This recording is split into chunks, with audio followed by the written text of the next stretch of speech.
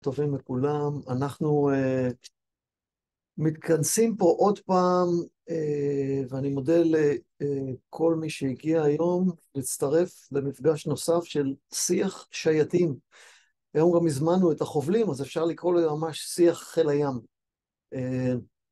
מקווים להעביר לכם ערב מעניין ומרחיב אופקים בתקופה קשה שבה אנחנו נמצאים. זה המפגש הרביעי שלנו מפרוץ המלחמה. כמה מילות רקע על המפגשים האלה. בתחילת השנה נפתחו על ידי יוני לויצקי מהשייטת כמה קבוצות וואטסאפ לשייטים. רונן קלר פתח משהו דומה לחובלים. הקבוצות התחילו סביב הסערה הפוליטית שפקדה את ישראל אחרי הבחירות. באוקטובר 8 הקבוצות עשו שינוי ייעוד לנושא המלחמה והתארגנות העורף. קבוצות הוואטסאפ חיברו מחדש קהילה מאוד מיוחדת של אנשים מפוזרים על פני העולם, על פני תחומי עניין, עיסוק ועשייה, ומכל הקשת הפוליטית. יש פה בקבוצות הוואטסאפ האלה הפרשי גילאים של 50 שנה, וכולם איכשהו מחוברים באיזה מין קשר אבות של שירות בחיל הים. בקהילה נוצרו ממש קשרים חדשים בין אנשים עם מחזורים שונים, חודשו קשרים ישנים, זה באמת מחמם את הלב. מיזם המפגשים האלה נועד לייצר, או להמשיך לייצר חיבורים בקהילה, להציע תכני העשרה במין סוג כזה של איזה מין פרלמנט מורחב.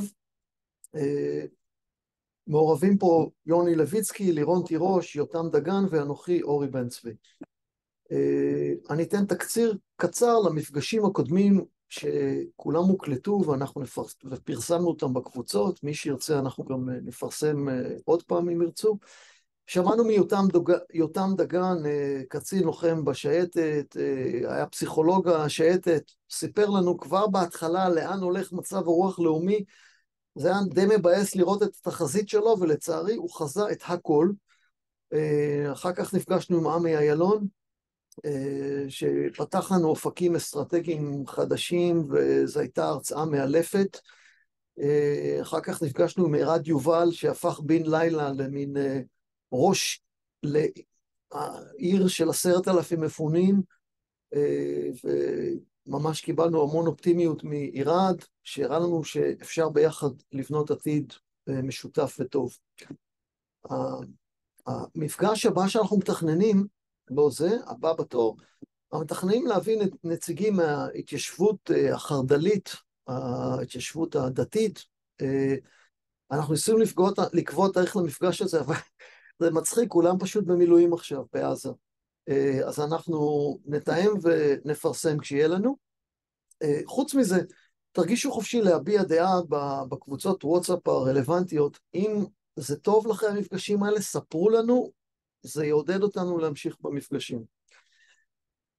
Without further ado, אנחנו קופצים למפגש של היום. היום סוף סוף לא יהיה לנו פה אנשי צבא, אלא כולו יעסוק בנושא החם של מה לעזאזל קורה באוניברסיטאות המובילות בארצות הברית. אנחנו ננסה להגדיר אנטישמיות, למדוד אנטישמיות, להבין מגמות, מה קורה בספונסרית הכי גדולה שלנו, ארצות הברית. אנחנו בהתחלה, לגבי הפורמט, יש לנו פה 3 פרופסורים מכובדים שעוד מעט אתם תכירו אותם. אנחנו נשמע מהם בסדר גודל של שעה, אני אעשה איתם איזה מין סוג של פאנל, ואחר כך אנחנו נפתח את זה לשאלות קהל. אנחנו ניתן שאלה לכל אחד ולא ננסה להימנע משאלות הלוך ושוב. אפשר לעשות את זה בהרמת יד דיגיטלית, או להשתמש בתיבת הצ'אט. אז without further ado, מה שנקרא, אני אבקש מכל אחד מהפרופסורים להגיד איזה כמה מילים, להציג את עצמו בקצרה. יעל, נתחיל איתך. אוקיי, היי לכולם, שמי יעל ניב, אני ישראלית, גדלתי ברחובות, מכירה כאן מישהו אחד מהצבא אפילו, עבדתי במשרד הביטחון כמה שנים, ואז התחלתי דוקטורט באוניברסיטה העברית, שאת רוב המחקר שלי עשיתי בעצם, אני חוקרת למידה וקבלת החלטות, ולמידה של בעלי חיים. אני בחקר המוח, בתחום של חקר המוח, הייתי בתוכנית של חקר המוח באוניברסיטה העברית, את רוב העבודה המחקרית שלי עשיתי בלונדון, ובעוונותיי פגשתי שם בן זוג שהוא לא ישראלי, ומבחינתו לגור במדינתנו הקטנה והמוכת מכות זה קצת מטורף. אז מאז אני גרה בארצות הברית, מ-2007 אני כאן בארצות הברית, מרצה באוניברסיטת פרינסטון, גם בחוג לפסיכולוגיה וגם בחוג למדעי המוח. חוזרת לארץ מתי שאני יכולה, כולל כל שבתון. אז הייתי בארץ כל שנה שעברה, בעצם כל שנת הלימודים, השנה האקדמית, השנה העברית שעברה, אז חזרתי לארצות הברית בעצם רק באמצע אוגוסט, אז אני ככה מרגישה את ההפגנות חזק, אבל את המלחמה אני חובה מכאן. תודה יעל. נדלג ליובל. יובל. אני לא אגיד מה הכינוי שלך, כי אנחנו מכירים משכבר הימים. ממש משכבר הימים, כן. אני חושב שאני מכיר את אורי מאז שהוא היה בכיתה ד', שהוא היה ממש ילד. אז אני גם גדלתי בארץ, גדלתי בנהריה, אחרי זה בקריית אונו, איפה שהכרתי את אורי. אני פרופסור לפיזיקה, אני עושה מחקר בפיזיקה תיאורטית. למדתי בתואר ראשון בבר אילן, את הדוקטורט עשיתי במכון ויצמן, אחרי זה עשיתי פוסט דוקטורט בסטנפורד בקליפורניה, אחרי זה חזרתי והייתי פרופסור בטכניון למשך 7 שנים, ובשנת 2007 עברתי לקורנל, ואני מאז פרופסור בקורנל. תודה יובל. איתמר, תורך. שלום, תודה על ההזמנה, מחכה לשיחה. איתמר כאן, אני נולדתי בקיבוץ להבות הבשן, כשהייתי עולל הוריי עזבו את הקיבוץ ועברנו לרחובות ושם גדלתי. למדתי תואר ראשון באוניברסיטת בן גוריון, דווקא במתמטיקה ומדעי המחשב, ואז נדדתי לתוך חקר המוח, הייתי במכון ויצמן באוניברסיטת תל אביב, ואז את הדוקטורט עשיתי ב-MIT, הייתי עוד קצת בסטנפורד, ואז עשיתי פוסט בהרווארד. ב-2010 חזרתי לארץ עם בת זוגי, שנינו אנשי אקדמיה, הייתי בטכניון, ואז בסביבות 2017 אשתי קיבלה משרה פה בארצות הברית, עברה לפה, ואני בעצם עברתי בעקבותיה לאוניברסיטת קולומביה, ואני פה בערך 4 שנים באוניברסיטת קולומביה. יש לנו פאנל, אני רוצה להגיד לכם, מי שישראלים, ואנחנו עוד רגע נדבר על זה, אתם יודעים שהיינו בשייטת, היינו אומרים שאנחנו בשייטת, כאילו מסתכלים לך, כאילו אתה חצי אלוהים. אז לגבי החבר'ה שמשרתים, ובטח פרופסורים באוניברסיטאות האלה, שעוד מעט נבין מה זה הליגת הכיסוס הזאת, הם החצי אלוהים של האקדמיה בארצות הברית, ובאמת יש לנו פה פאנל מאוד מכובד. אני רק רוצה להגיד משהו. כל האנשים פה לא מייצגים שום דבר חוץ מאת עצמם. אז אני אמנם יש פה אנשים מחקר המוח שזה מאוד רלוונטי למצב, אבל הם מייצגים רק את עצמם, ואנחנו נשאל אותם ורוצים להבין מה קורה, ולשמוע את זה דרך סיפורים אישיים ודוגמאות, כך שאין פה פרופסורים להיסטוריה או מומחים במגמות פוליטיות, אז זה דיסקליימר קטן שאני נותן. אני אתחיל את הערב בסיפור קטן. אשתי ואני התקשרנו בדיוק לסבתא יהודית, אמא של אשתי. רצינו לשאול בשלומה, אנחנו היינו פה, הייתה מלחמה בארץ, היא בדיוק יצאה מהמעמד אחרי שנורא איזה מתח רציני לאזור השרון. סבתא יהודית באותו יום ראתה מחזות קשים שהיא לא הצליחה להוציא מהראש שלה, והמחזות היו הפגנות של סטודנטים רעולי פנים בארצות הברית בקורנל, עם דגלי חמאס, ושלטים שכתוב עליהם מהנהר לים, פלסטין לכולם, וסבתא בחרדה הנוראית הקיומית שלה, שהיא בכלל דרך אגב לא מפחדת מטילים, אמרה לנו שאנחנו חייבים לשקול לחזור לארץ, כי אין מקום יותר בטוח ליהודים מאשר ישראל. אז מפה אני רוצה להתחיל את הדיון, ואני רוצה להפנות את השאלה הראשונה ליהל. יעל, אולי ספרי לנו ככה בגדול, מה זה הדבר שנקרא ליגת הכיסוס, לאיזה כיוון פוליטי הליגה הזאת הולכת, למה זה כל כך חשוב בארצות הברית, ובין זה שתכננו לעשות את המפגש הזה, ועד שהוא קרה לנו משהו מדהים, היה שימוע מפורסם בבית הנבחרים, בין הרפובליקאים, שיש להם חשבון די ארוך עם הליגה הזאת. אז יאללה, ספרי לנו, יעל, מה בדיוק קרה פה? אוקיי, אז נתחיל מההתחלה. ליגת הכיסוס זה נורא מצחיק, זה ליגה, באמת. זה היו 8 אוניברסיטאות שהיו בליגה של כדורגל, כדורגל פוטבול אמריקאי, לא כדורגל שלנו, סוקר. והם פשוט היו האוניברסיטאות הראשונות, הן מאוד עתיקות. והם היו בליגה ביחד, והם לא כמו כל ראשון שמרגיש עליונות, הם לא הכניסו אחרים לליגה. אז זה ליגת הכיסוס. עכשיו, מכיוון שהן אוניברסיטאות עתיקות, אז הן גם, הן נחשבות מאוד, ויש להן כספים, יש להן, האוניברסיטאות כאן, אלה אוניברסיטאות פרטיות, הן לא ממומנות על ידי המדינה, יש גם אוניברסיטאות ציבוריות, כמו בעצם אוניברסיטאות בארץ, אבל האוניברסיטאות האלה הן פרטיות, הן ממומנות על ידי תורמים, וככל שאתה יותר עתיק כאן, יש לך תורמים יותר ותיקים ועם יותר כסף. התורמים זה בדרך כלל בוגרים של האוניברסיטה, אז האוניברסיטאות האלה ממש ממש מטפחות רוח יחידה שלא הייתה מביישת אף יחידה בצה"ל, של כל התרומות שלך כולל עיזבון, ילכו לאוניברסיטה. אז האוניברסיטאות האלה נחשבות מאוד טובות. יש אוניברסיטאות אחרות שהן לא היו בליגה המקורית, אבל הן נחשבות באותה רמה, אז הן כאילו דמוי ליגת הכיסוס, אבל זה הקבוצה של האוניברסיטאות. עכשיו, אתה שואל, אורי, מה הנטייה הפוליטית? טוב, אתם יודעים איך זה בארץ, שהאוניברסיטאות נחשבות שמאלניות וכולי.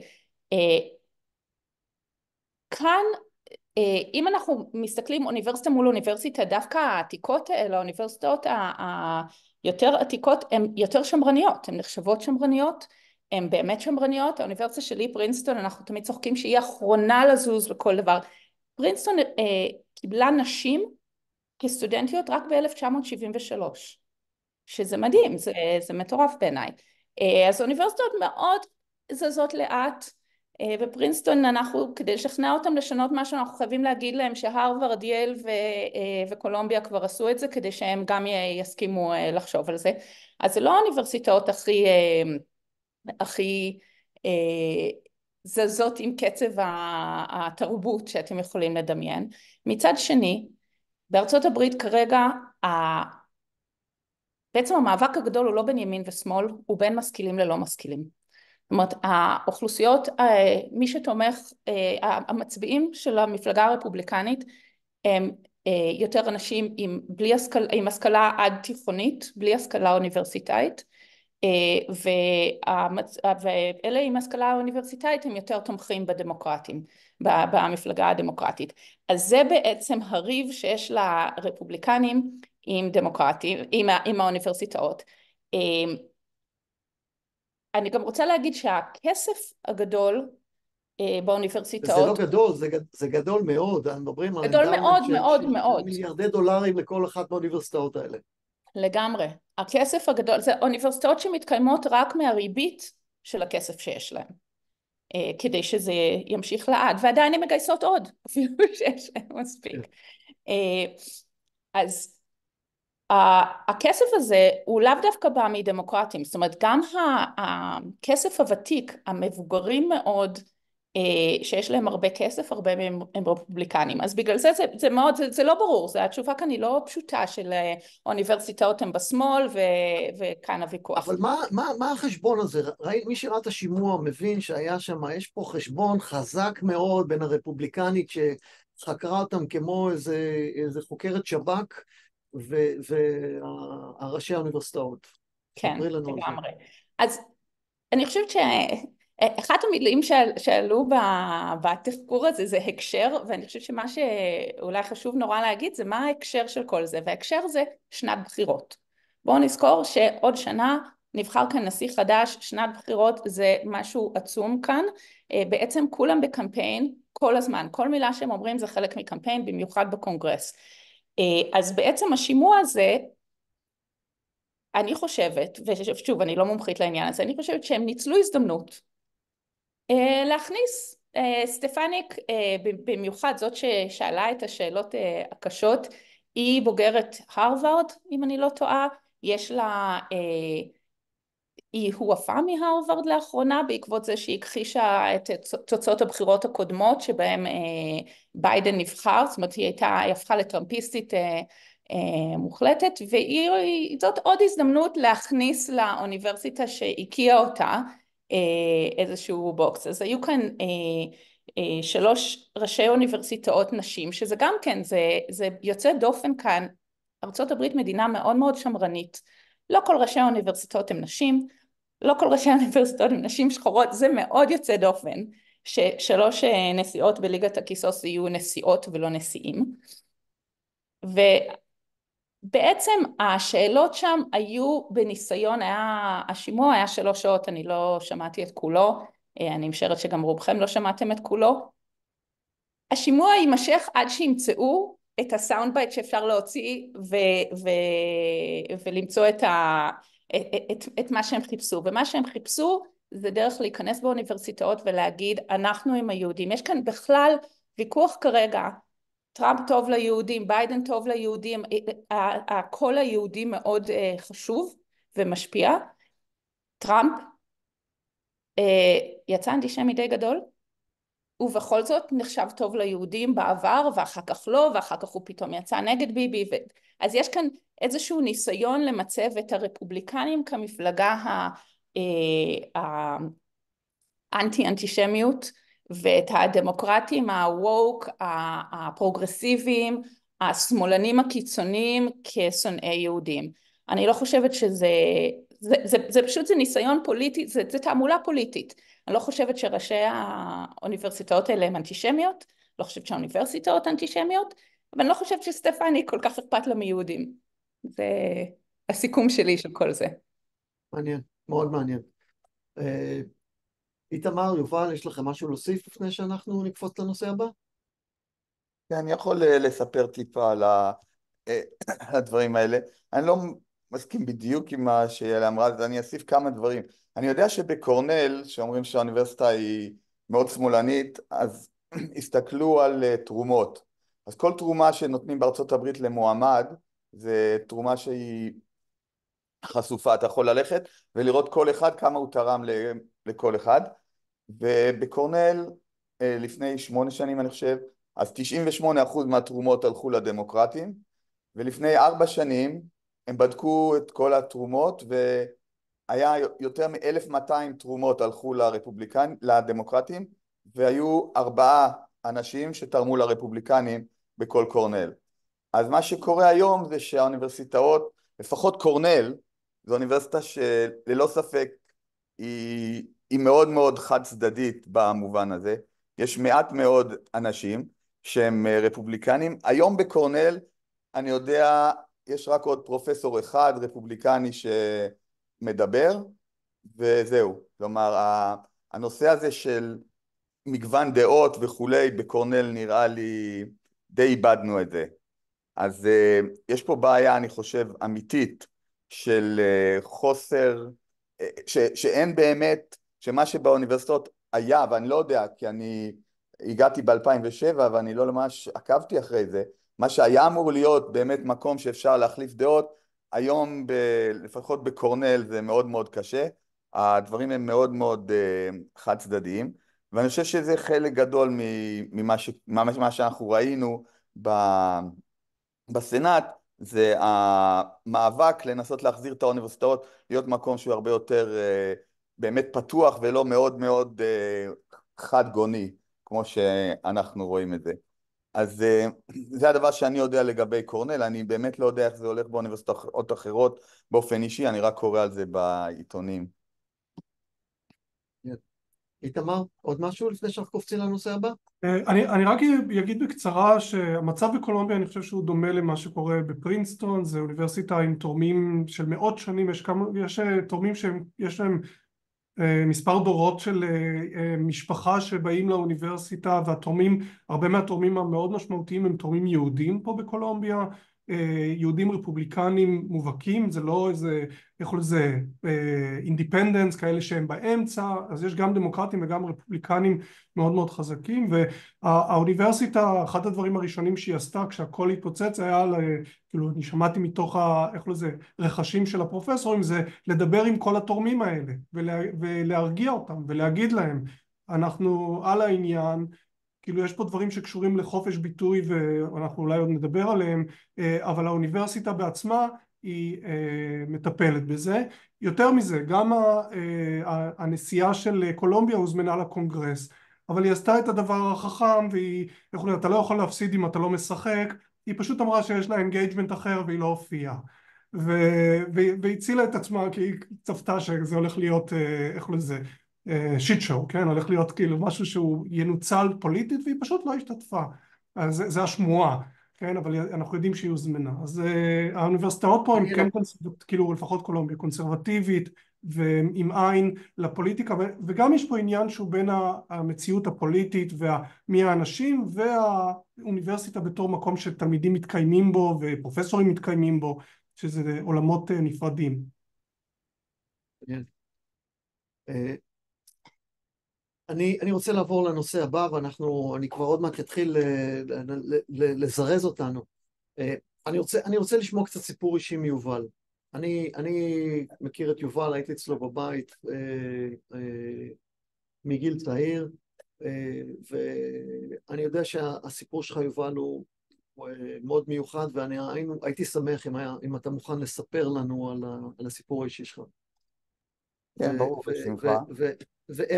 ואיך אתה מוצא את עצמך עם מי שאתה בקורנל בתוך האש. כן.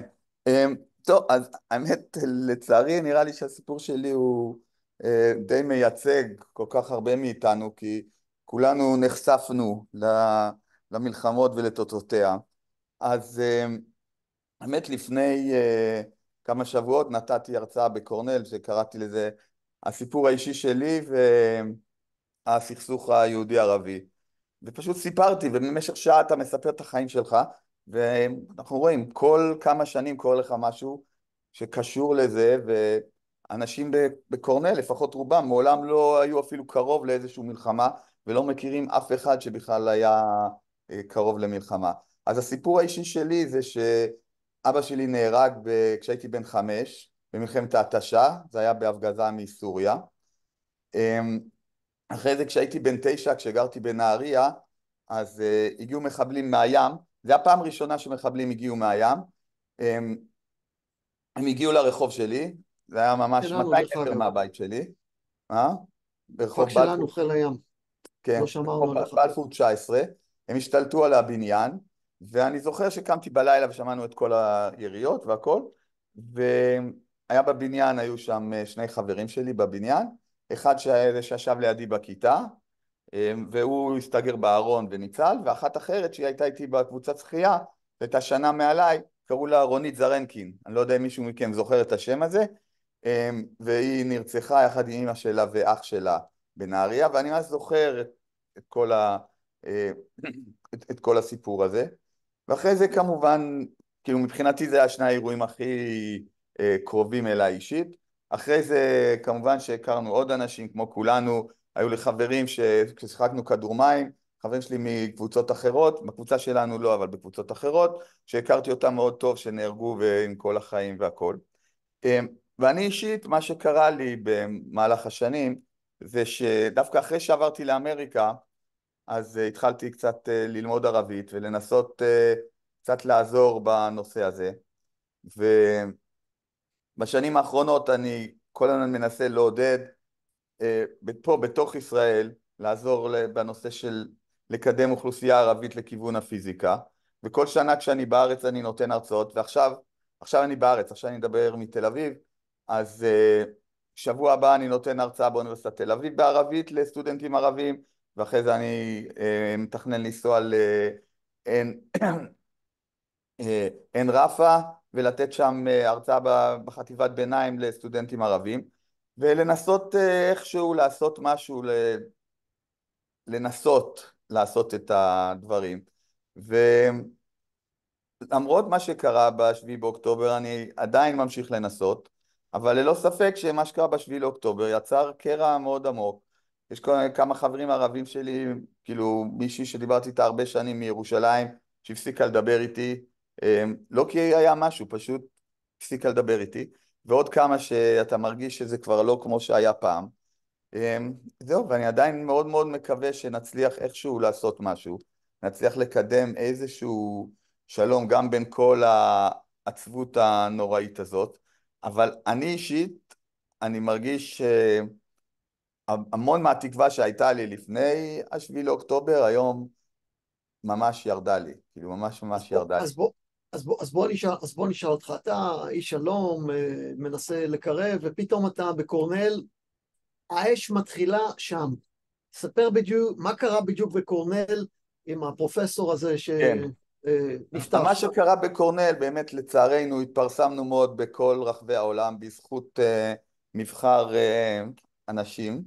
אז הדבר הראשון שקרה בקורנל זה שבוע אחרי השביעי לאוקטובר, אני חושב שזה היה ב-15 לאוקטובר, אז היה הפגנה, היא לא הייתה בקורנל, היא הייתה טיפה מחוץ לקמפוס, והיה פרופסור להיסטוריה בשם ריק פורד, ומה שהוא אמר, הוא אמר רגע, הוא יהודי, ערבי, משהו יש לו הוא קשור? שחור. אני חושב שהוא, אני לא יודע אם הוא נוצרי, אבל הוא שחור. ההתמחות שלו זה היסטוריה של השחורים בארצות הברית, ומה שהוא אמר, בקיצור, שהוא היה לו התרוממות רוח, והוא קיבל אנרגיות ממה שקרה. כלומר, בניגוד להרבה אחרים שתוקפים את ישראל ואמרו כן זה היה נורא, אבל הוא אפילו לא אמר זה היה נורא, אבל הוא פשוט אמר זה היה דבר מרומם רוח, ואיך הוא אמר את זה בצורה כזאת, כל אחד שרואה את זה, אם הוא לא הרגיש התרוממות רוח, משהו לא בסדר אצלו. כלומר זה הגיע לרמות כאלה. אז זה מה שקרה. מה שעוד קרה בקורנל זה כשהסטודנטים היהודים התחילו לשים את הפוסטרים של החטופים שכולנו מכירים, אז מיד הורידו, ואני לא מדבר על שסטודנטים אחרים הורידו, זה אנשי סגל הלכו והורידו את הפוסטרים של החטופים. אחרי זה התפרסמנו בזכות זה שאיזה סטודנט פרסם באינטרנט הודעות שהוא ילך לרצוח את כל היהודים, והוא אמר בדיוק את המקום, אני אלך, זה נקרא 104 ווסט, שזה המקום של החדר אוכל היהודי הכשר, והוא אומר אני אלך ל-104 ווסט ואני אהרוג את כל היהודים, וזה הגיע ל-FBI, וה-FBI תוך יום מצא את הסטודנט הזה, והמושלת של ניו יורק הגיעה לקורנל לתת הצהרות וכולי. אז הדברים לצערי מאוד התחממו בקורנל, והיה שם המון המון רעש, ואני בתוך קורנל איכשהו מנסה לעזור, ודיברתי, נתתי נאום, בנאום הזה אני מבקש בואו נירגע, באמת בואו נירגע, כי אנחנו בארצות הברית, באמת הרבה יותר קל בארצות הברית להרגיע מאשר פה בישראל, כי אנחנו רחוקים, ואנחנו לא חווים את זה. מי זה האנשים האלה? תנסה להסביר לנו מי זה. זה אנשים עם רקע פלסטיני, זה אנשים רגע... אז יש בקורנל, מאז שאני שם ב-2007, כבר בערך 10 פרופסורים שהם מאוד מאוד מאוד אנטי-ישראלים, אני קורא להם אנטישמים, בצורה שהיא מאוד מאוד קשה ומפריעה. אז ריק פורד, שזה שנהיה, שקיבל התרוממות רוח ממה שחמאס עשה, הוא פרופסור שאני מכיר אותו כבר הרבה שנים.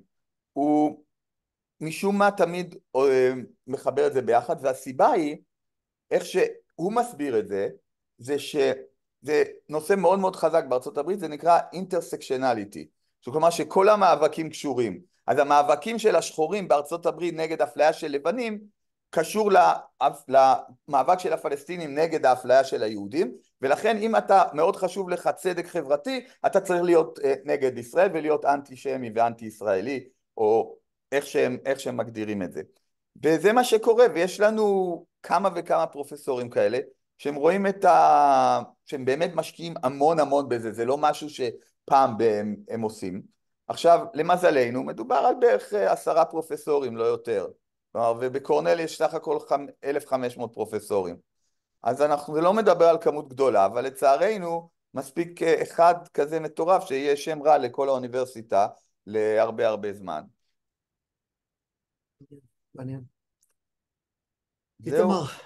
איתמר, אני קופץ אליך, איתמר. איתמר, סיפרת לי על פרופסורית שגם כן לא כך אוהבת את ישראל, סיפרת לי שיצא לך קצת לעבוד עם נועם חומסקי או צ'ומסקי. אם אתה יכול קצת לדבר על זה, אם אתה תוכל לתת לנו קצת, לנסות לזקק את ההבדל בין אנטי-ישראליות, אנטי-ציונות, אנטישמיות, אם תוכל לגוע בנקודות האלה, וגם אנחנו יודעים שיש דורות שונים, יש את הדור הישן שמכיר את ישראל של פעם, ויש את הדור החדש שמכיר את ישראל של היום, והם לא חושבים אותו דבר. אם תוכל קצת לעשות לנו סדר בכל הדברים האלה. אז אותה פרופסורית, אני בעצם, יש לי חוויה כפולה איתה. החוויה הראשונה שלי הייתה איתה כשהייתי תלמיד דוקטורט. קוראים לה ננסי קנווישר, היא פרופסורית ב-MIT, מאוד בכירה בתחום שלנו, חברה ב-National Academy of Sciences, היא נחשבת לאוטוריטה בתחום, ואני כשהכרתי אותה הייתה פשוט פרופסורית שלי, הייתי תלמיד דוקטורט, הייתה בוועדת דוקטורט שלי, הכרתי אותה באופן הזה. אני הייתי בשנות ה-2000 תלמיד דוקטורט, בדיוק הייתה האינתיפאדה השנייה, ובעצם משהו דומה מבחינת הריאקציה בארצות הברית קרתה אז שקורית היום. אותם הפגנות שאנחנו ראינו עכשיו, דווקא פה היו מעט מאוד בקולומביה, אבל היו 2-3 והן חוזרות פשוט בלופ, אני רואה הרבה טלוויזיה ישראלית וזה חוזר אותו צילום של אותה הפגנה בלופ, זה נראה כאילו כל יום יש פה הפגנה, אבל זה באמת אותם 3 הפגנות שהיו והיו ספורות. אז היו ככה ב-MIT, MIT היה גם כן ננסי קנווישר, נועם חומסקי הוא בעצם הוא בלשן, אבל תרם בהרבה תחומים כולל במדעי המחשב, ככה אני בכלל ידעתי שהוא קיים, כי הוא תרם לאיזה למה של מדעי המחשב בשפות פורמליות. הוא הפך להיות איש ובעיקר שמדבר על מדיניות וכותב ונתן הרבה הרצאות באותה תקופה, הוא איש אנטי ממסדי. כאילו כל דבר שקשור לאיזשהו ממסד יש לו משהו להגיד נגד, זה יכול להיות לממסד אמריקאי, ישראלי, רוסי, נגד כולם. אבל ננסי הייתה מיוחדת מהבחינה הזאת שהיא הייתה בעיקר אנטי ישראלית. כבר באותה תקופה מאוד מאוד ווקל, BDS, היא בעצם כש-BDS רק התחיל היא הייתה שם on the ground להגיד צריך divest מישראל, ישראל היא איך לזה שטן, מה שהיא עושה זה נורא. עכשיו כל זה היה על רקע של דווקא הסכמי השלום בשנות ה-90, שהיה איזה מין נסיגה מתוכם, האינתיפאדה השנייה, וכל הדיון שם היה כמו היום. אין, ישראל היא פשוט גורם מאוד מאוד שלילי וצריך איכשהו לבטל אותה. אני חושב שהייתה אנטי ציונית בטונים שלה, אבל זה תמיד הרגיש, לי זה הרגיש יותר מזה.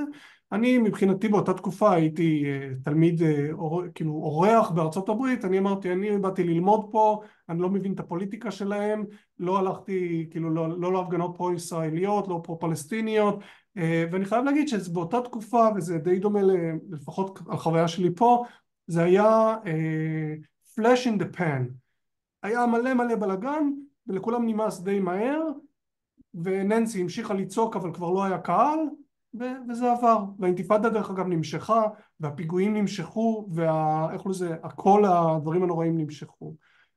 ועכשיו קרה 7 באוקטובר, וננסי ועוד אנשים אחרים שחלק מהם יהודים דרך אגב, ננסי היא לא יהודייה, מיד לקח בערך יומיים עד שישראל, על ננסי אני לא יודע מה היא, כאילו לא ראיתי מה היא כתבה אחרי ממש ההתקפה, אבל נגד היהודים שהם פרופסורים פה הם כתבו על ההתקפה, היו מאוד מזועזעים, אבל מהר מאוד זה עבר להתמקדות בישראל, והתמקדות שמרגישה מאוד אנטי ציונית, שהאם באמת לישראל יש זכות קיום או לא, מין דיון פתוח בנושא.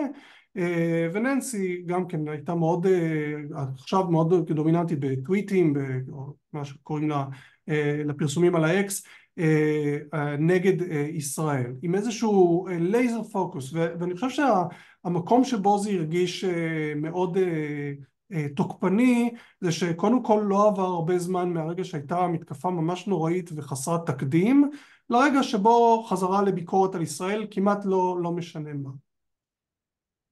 אבל תגיד לי, הם אנטי-ישראלים, או הם אנטי-ציונים, או הם אנטישמים? מה הננסי הזאת? היא מייצגת משהו? אתה יכול לנסות אז אני חושב שננסי, האינטרפרטציה שלי למיקוד הזה בישראל ולמיקוד הזה במה נעשה הוא גם קשור לסיבה שהאנטי ציונות פה יכול להיות שהיא גלשה לתוך אנטישמיות, ולמה היה את הכשל הזה של נשיאות האוניברסיטאות בקונגרס. היהודים, לתחושתי, שוב פעם זה ממש תחושה אישית שלי, אני גם אפילו לא הרבה זמן בעידן הזה שלי פה בארצות הברית, הם פשוט נחשבים לקבוצת כוח באמריקה, הם לא נחשבים למיעוט. למרות שבפועל יהודים הם מיעוט מבחינה מספרית, הם נחשבים לקבוצת כוח, וכקבוצת כוח, גם דרך אגב קבוצת כוח לבנה, לא רק קבוצת כוח באופן כללי, החשד נגדם הוא שבאמת הם חלק מאותם קולוניאליסטים, וזה קצת מתקשר לשאלה שלך למה אנשים מבינים או לא מבינים לגבי ישראל. לא מבינים מה זו ישראל, הם חושבים שישראל זה חבורה של אנשים לבנים וזה לא מה שישראל, הם חושבים שחבורה של אנשים לבנים שהם גם לא חלק מהמקום, והם לא מבינים שיהודים הם אינדיג'נס למדינת ישראל. היינו שם מקודם ופשוט כאילו התרע מזלנו ומישהו העביר אותנו, עברנו ועכשיו חזרנו, ואת כל הדבר הזה הוא אי הבנה מאוד משמעותית.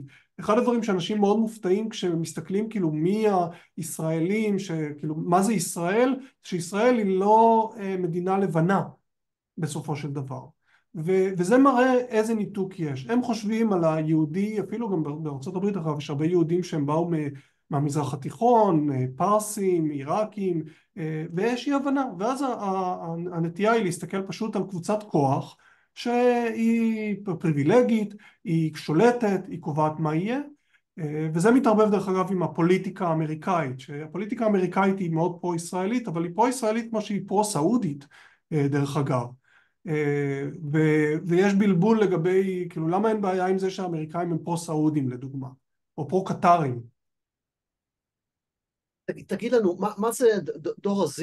דור ה-Z זה החבר'ה הצעירים האלה, אם תוכל קצת להסביר, הם שונים לגמרי, וזה כולל גם את היהודים וגם הלא יהודים, הם רואים את העולם אחרת לגמרי. אז קודם כל אני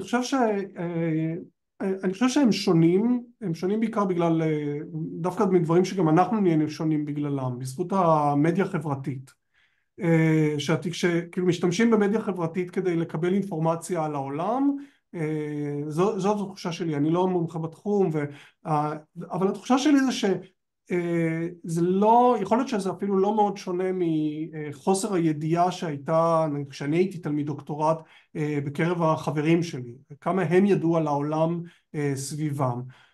ואני חושב שדווקא מה שיובל אמר על האינטרסקשנליטי, על העניין של אנטי קולוניאליזם, הרעיון הזה שיש סיסמאות ויש צודקים ולא צודקים, והיום הצודקים זה כל מיעוט שנלחם על חירותו, אפילו אם הוא לא באמת מיעוט, כאילו יש שאלה אם הפלסטינאים או מוסלמים הם מיעוט, כמו שהאמריקאים חושבים עליהם בתור מיעוט, ואז יש חיבור אוטומטי באמת אליהם.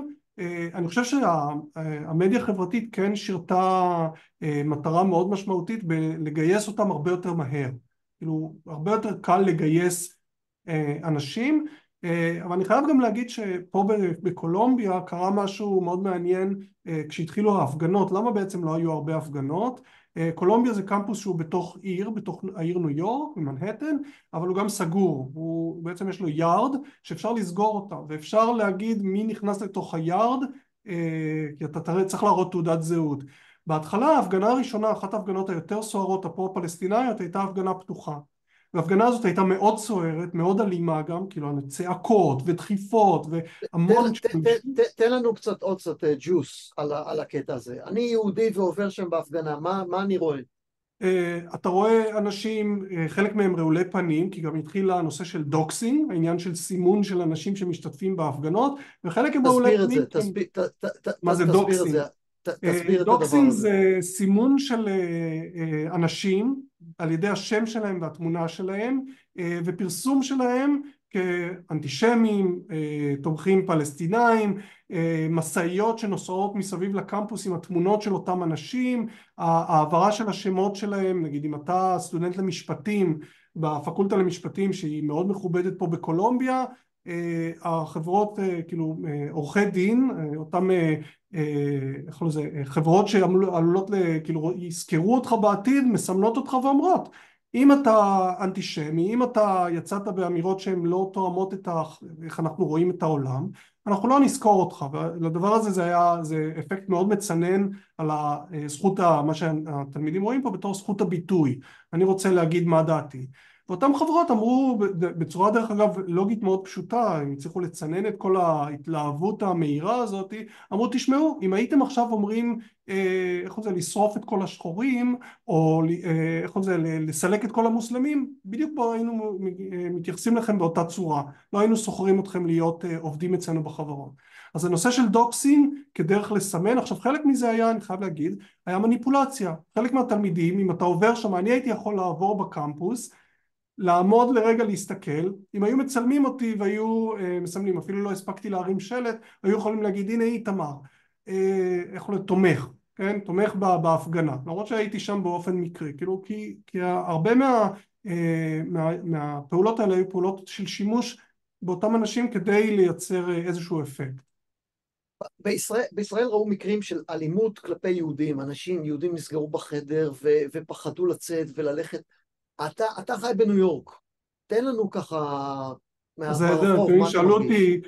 שאלו אותי באופן אישי, אז אני אגיד פה על העניין האישי שלי ועל העניין של איך התלמידים חווים את הדבר הזה, כי אני גם לא תלמיד תואר ראשון, זה גם צריך להבין יש הבדל. התקשרו, שאלו אותי, אתה מפחד לדבר עברית כשאתה מסתובב בעיר? אמרתי, תשמעו, אני הולך עם הכלבות ואני מדבר איתם עברית, כאילו יש לי כלבות ואנחנו מסתובבים והן מדברות עברית, אחת אפילו באה מהארץ, אני לא מפחד לדבר עברית, אני לא חושב שיש פה אנטישמיות, אלא אפילו היו הפגנות מאוד סוערות שחלק מהם ראיתי במידטאון, הייתי שם עם הבת זוג שלי, דיברנו בעברית, זה לא ככה. מה שכן, היה בתוך קולומביה למשל, ממש באחד הימים הראשונים אחרי המתקפה של 7 באוקטובר, תלמיד שתלה שלט על החטופים, בחורה רעולת פנים, נתנה לו מכה בראש, והורידה את השלט. והאוניברסיטה התרה את אותה בחורה, ואותה בחורה היא לא משויכת לאוניברסיטה, היא מישהי שבאה מבחוץ והסתובבה. וזה גם מה שהאוניברסיטה מיד זיהתה שיש פה agitators, אנשים שהם הבינו שיש פה הרבה תשומת לב, והם רוכבים על הגל הזה, וזה דרך להיות מפורסם מהר מאוד. ואז מה קרה? האוניברסיטה אמרה, אין בעיה, יש פה הפגנות, אפשר לעשות הפגנות פרו-פלסטינאיות או פרו-ישראליות, אבל זה פתוח רק לחברי המוסד, ובדקו תעודות סטודנט, תעודות זהות של משתתפים. מהרגע שזה קרה, ההפגנות הפכו להיות הרבה יותר רגועות, ודרך אגב הרבה יותר עם ניואנסים הרבה יותר משמעותיים. גם התלמידים שהפגינו פרו-פלסטינאים, פתאום אמרו, כן, צריך לדבר על שלום, צריך לדבר על פתרון של דו-קיום, השיח נהיה מאוד ניואנסי. זה גם משהו שקשור לעדריות. אחד הדברים שקרו בהרבה מההפגנות האלה זה שמאוד קל לייצר התלהמות. כן, אם גם כל אחד, בעצם זה גם מחקרים סוציולוגיים, שכל אחד מאיתנו שיהיה בהפגנה, שיתחיל הרוחות מתלהמות בה, הסיכוי שלנו להתלהם או להיגרר הוא עולה. וזה מה שבאמת קרה בהפגנות האלה. באו אנשים שמומחים בזה, ממש יודעים איך לייצר את ההתלהמות הזאת, והאוניברסיטה קלטה את זה צ'יק צ'ק ובידלה אותם, הוציאה אותם החוצה. האוניברסיטה עשתה עוד דבר שאני אגיד עליו ממש חצי מילה, לאוניברסיטה הזאת יש היסטוריה ארוכה של שמירה על חופש הביטוי. אחד מהמקרים המפורסמים זה אותו מקרה של אחמדינג'אד שהוזמן לדבר פה, וממש ניסו למנוע את הנאום שלו והאוניברסיטה סירבה. וזו אוניברסיטה שטיפה הצליחה יותר לנהל את העניין של שמירה על חופש הביטוי לעומת מקומות אחרים, בייחוד לאור ה-wokeness שהשתלט עלינו בשנים האחרונות, אז היא עשתה, ועכשיו היא עשתה את זה שוב פעם בחוכמה, היא אמרה, יהיו הפגנות, אנחנו לא נמנע אותן, אבל הן צריכות להיות למשל בזמן מסוים, הן לא יכולות להיות בכל מקום, הן לא יכולות להפריע להוראה.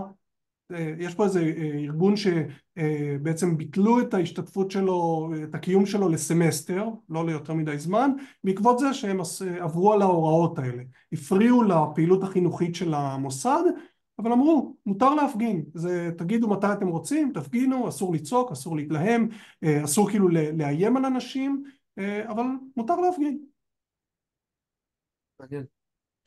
יעל, רצית להוסיף משהו רק על ננסי, על פרופסור זאת האנטיס? זה כבר לא רלוונטי. אוקיי. האמת היא רק רציתי להגיד שאני חושבת שיש כאן הפרדה גדולה, וזה כמובן זה תמיד מקרים אישיים וכולי, הפרדה בין דעות פוליטיות לבין היחסי היום-יום, כי אני שומעת את הסיפור הזה של איתמר על ננסי, ואני גם מכירה את ננסי, לא הייתי תלמידה שלה, אבל אני יודעת שהתלמידה, הפרוטג'י הכי גדולה שלה, שהיא חברה שלי, היא יהודייה. אז זה לא שכאילו ננסי האנטי-ציונית, אנטי-ישראלית, BDS, לא מוכנה לדבר ולהנחות ולתמוך ולהעלות, זאת אומרת התלמידה שלה היא גם כן כבר מאוד מאוד פרופסורית מוכרת וידועה וזה, וננסי דחפה אותה קדימה, אז לא עצרה אותה בשום מקום, אז זה היה התוספת הקטנה. אבל על מה שאיתמר אמר עכשיו, על הארוחות בקמפוס, זה נורא מעניין מה שאתה אומר על ההבדל בין קמפוס שהוא בתוך ניו יורק, ואני חושבת על פרינסטון, עיירה קטנה, 30,000 איש, האוניברסיטה שלנו היא אין לה, אנחנו הרבה יותר ככה בשולי הדברים, ובאמת הרבה יותר רגוע, יש לנו הפגנות גם לכאן וגם לכאן, אני מארגנת הפגנות, אני מארגנת כל שבוע משהו למען החטופים, לא בקמפוס, בעיר, פעם אחת, בהפגנה האחרונה שעשינו, עברו כמה אנשים ברחוב וצעקו Free Palestine, אבל זה רמת ההתחככות שהייתה הרבה יותר רגוע, וגם אם אני חושבת על מה קורה בקמפוס, ואני יודעת, אורי, שאני כבר מקדימה את השאלה הבאה שלך, אבל... אז זהו, אז תלכי על זה, יאללה. אז זהו, אז אני יכולה רגע לשתף תמונה אחת? בטח. בטח? אז הנה, בטח, אנחנו אבל אני רוצים לשמוע... disabled screen sharing. אתה צריך לאפשר לי. אוקיי, הנה. אז זה הלוח מודעות שלליד המשרד שלי. זו שאלה שרציתי לשאול אותך. כן, בדיוק. אז אני שמתי את השלטים של החטופים, אני והפוסט-דוקטורנט הישראלי שלי, ובכלל יש לי כמה ישראלים במעבדה כרגע, ויש עוד ישראלים בקמפוס, שעשינו כמה פעמים הלכנו ותלינו שלטים. אני גם באימהות נגד אלימות, אז זה השלט של אימהות נגד אלימות. והשלט של Black Lives Matter היה שם מראש, על הלוח אנחנו פשוט שמנו לידו, ואז מישהו הוסיף את זה, If Princeton stands with Israel, Princeton stands with a genocide. ומה שמעניין זה מי שהוסיף, אני לא יודעת מי הוסיף את זה, מי שהוסיף את האמצע, You don't have to agree with polarizing rhetoric to think that Palestinian lives matter. ואני ממש אהבתי את זה, את הרעיון הזה שאנחנו... בדיוק הניואנסים האלה, לא חייבים להגיד רצח עם כדי להגיד אנחנו ממש מודאגים ממה קורה לפלסטינאים. וזה, כל אלה עדיין נמצאים על הלוח הזה כבר שבועות רבים. הרס לנו את הכל, תדעי לך. למה? כי אנחנו רוצים לשמוע אנטישמיות וזה, ואת עכשיו מראה לנו פה coexistence, מה קורה לך? ספרי לי את הסיפור שסיפרת לי על זה שדיברתי עם ההורים שלך, זה היה מאוד נחמד. אני גם ראיתי שמישהו כתב בצ'אט, האם יהודים מפחדים, ואני חושבת על כמה הפלסטינאים מפחדים. שאנחנו כל כך רגילים, במיוחד בישראל, אנחנו כל הזמן מרגישים כמאוד פגיעים. ה-PTSD על רקע השואה וכולי, אני יודעת קצת פסיכולוגיה, אפשר לחשוב על זה בכל מיני דרכים. ואנחנו החזקים, בישראל זה ברור שאנחנו החזקים, ואני חושבת שגם כאן, מי שמפחד עוד יותר זה הפלסטינאים. זה בקטנה כאן על אנטישמיות ואיסלאמופוביה. את מדברת בתוך ארצות הברית? את מדברת על בתוך ארצות הברית? מדברת בקמפוס שלי למשל. יש כאן הרבה יהודים והרבה ישראלים. כמו שאמרתי, יש לי פוסט-דוקטורנט ישראלי, ויש לי שני פוסט-דוקטורנטים ישראלים, יש לי דוקטורנטית ישראלית, יש מלא ישראלים כאן, אין כל כך הרבה פלסטינאים, הם הרבה יותר מבודדים. ולפחות בקמפוס שלנו, מבודדים ומפחדים, כבר היו כמה רציחות, לא בקמפוס שלנו כמובן, בארצות הברית, על רקע איסלאמופוביה, זאת אומרת, אנחנו מפחדים ואנשים שונים, זה בכל מקום, וגם המצב האישי הוא שונה, אני בפרינסטון לא מפחדת בכלל, אבל אני חושבת שגם צריך לזכור שהם מפחדים, ולא שלא בצדק. אז הסיפור של ההורים שלי, כן. רגע, אבל עכשיו אני חייב לדחוף איזה סיפור קטן, כי טסתי בחזרה, אני באתי סוף שבוע, זה אחרי כמה שבועות בישראל, ועל המטוס ישב לידי יהודי יקר, שאמר לי שמיד אחרי האירוע, הוא גר בפלורידה, והוא הלך וקנה נשק, שבוע או שבועיים אחרי האירוע, והמוכר אמר לו, תקשיב, אתם אחלה ביזנס, 70% מהקליינטים שלי עכשיו זה יהודים. אז היהודי שאל אותו, ומי ה-30% האחרים? הוא אמר, זה פלסטינים, בתוך ארצות הברית. אז כאילו, אנחנו, היהודים והפלסטינים פה, עושים אחלה ביזנס לזה, אבל תמשיכי בבקשה עם הסיפור. אני חושבת שזאת מדינה, לא המדינה היחידה, אבל זאת מדינה מאוד גזענית, וגזענות פוגעת בכולם, בכולנו, בכל המיעוטים. גם היהודים כאן מיעוטים, וגם הפלסטינאים מיעוטים, וגם השחורים כאן מיעוטים, וגזענות זה רע. אז הורים שלי באמת באיזשהו שלב מוקדם שאלו אותי, תגידי, את מרגישה אנטישמיות בקמפוס? ואמרתי להם, לא. כי לא הרגשתי באמת, כאילו זאת העובדה. יכול להיות שזה בגלל שאני בעמדת כוח, אני פרופסורית, יכול להיות שבגלל שבמעבדה שלי יש ישראלים ואני לא מוקפת בפלסטינאים, אני מוקפת בישראלים, לא יודעת למה, אבל השאלה הייתה שאלה פשוטה, האם אני מרגישה אנטישמיות, ואני אמרתי לא. ואז התחיל מסע של לשכנע אותי שיש בעצם אנטישמיות שאני לא מודעת אליה. וזה התחיל באיזשהו סיפור של משהו שקרה לאבא שלי לפני אשכרה 30 שנה ביפן, איזה משפט שאמרו לו, ושזה כאילו היה מבחינתו הוכחה שיש אנטישמיות בכל מקום, שאני בכלל לא חושבת שהמשפט הזה היה אנטישמי, ואני אומרת לו, אבל מה הקשר? אתה משכנע אותי בעזרת סיפור שקרה לפני 30 שנה ביפן, שיש עכשיו אנטישמיות בקמפוס שלי, אתה לא נמצא בקמפוס שלי, אבל אי אפשר היה, פשוט יש תחושה כזאת, שאנשים בארץ, מסיבה מסוימת, מכמה סיבות, שאני יכולה לחשוב על כמה סיבות,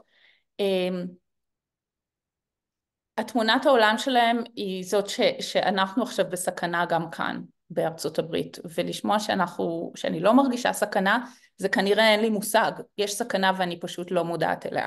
ואני מבינה שההורים שלי דואגים לי כמובן, וזה מתוך דאגה, אבל אני חושבת שזה גם מתוך איזשהו, המקום הזה שאנחנו והם, ותמיד כל העולם נגדנו, והנה ההתקפה של החמאס בשביעי לאוקטובר, רק הוכיחה שכל העולם נגדנו, ואל תגידי לי שחלק מהעולם בידינו. כל העולם נגדנו, נקודה.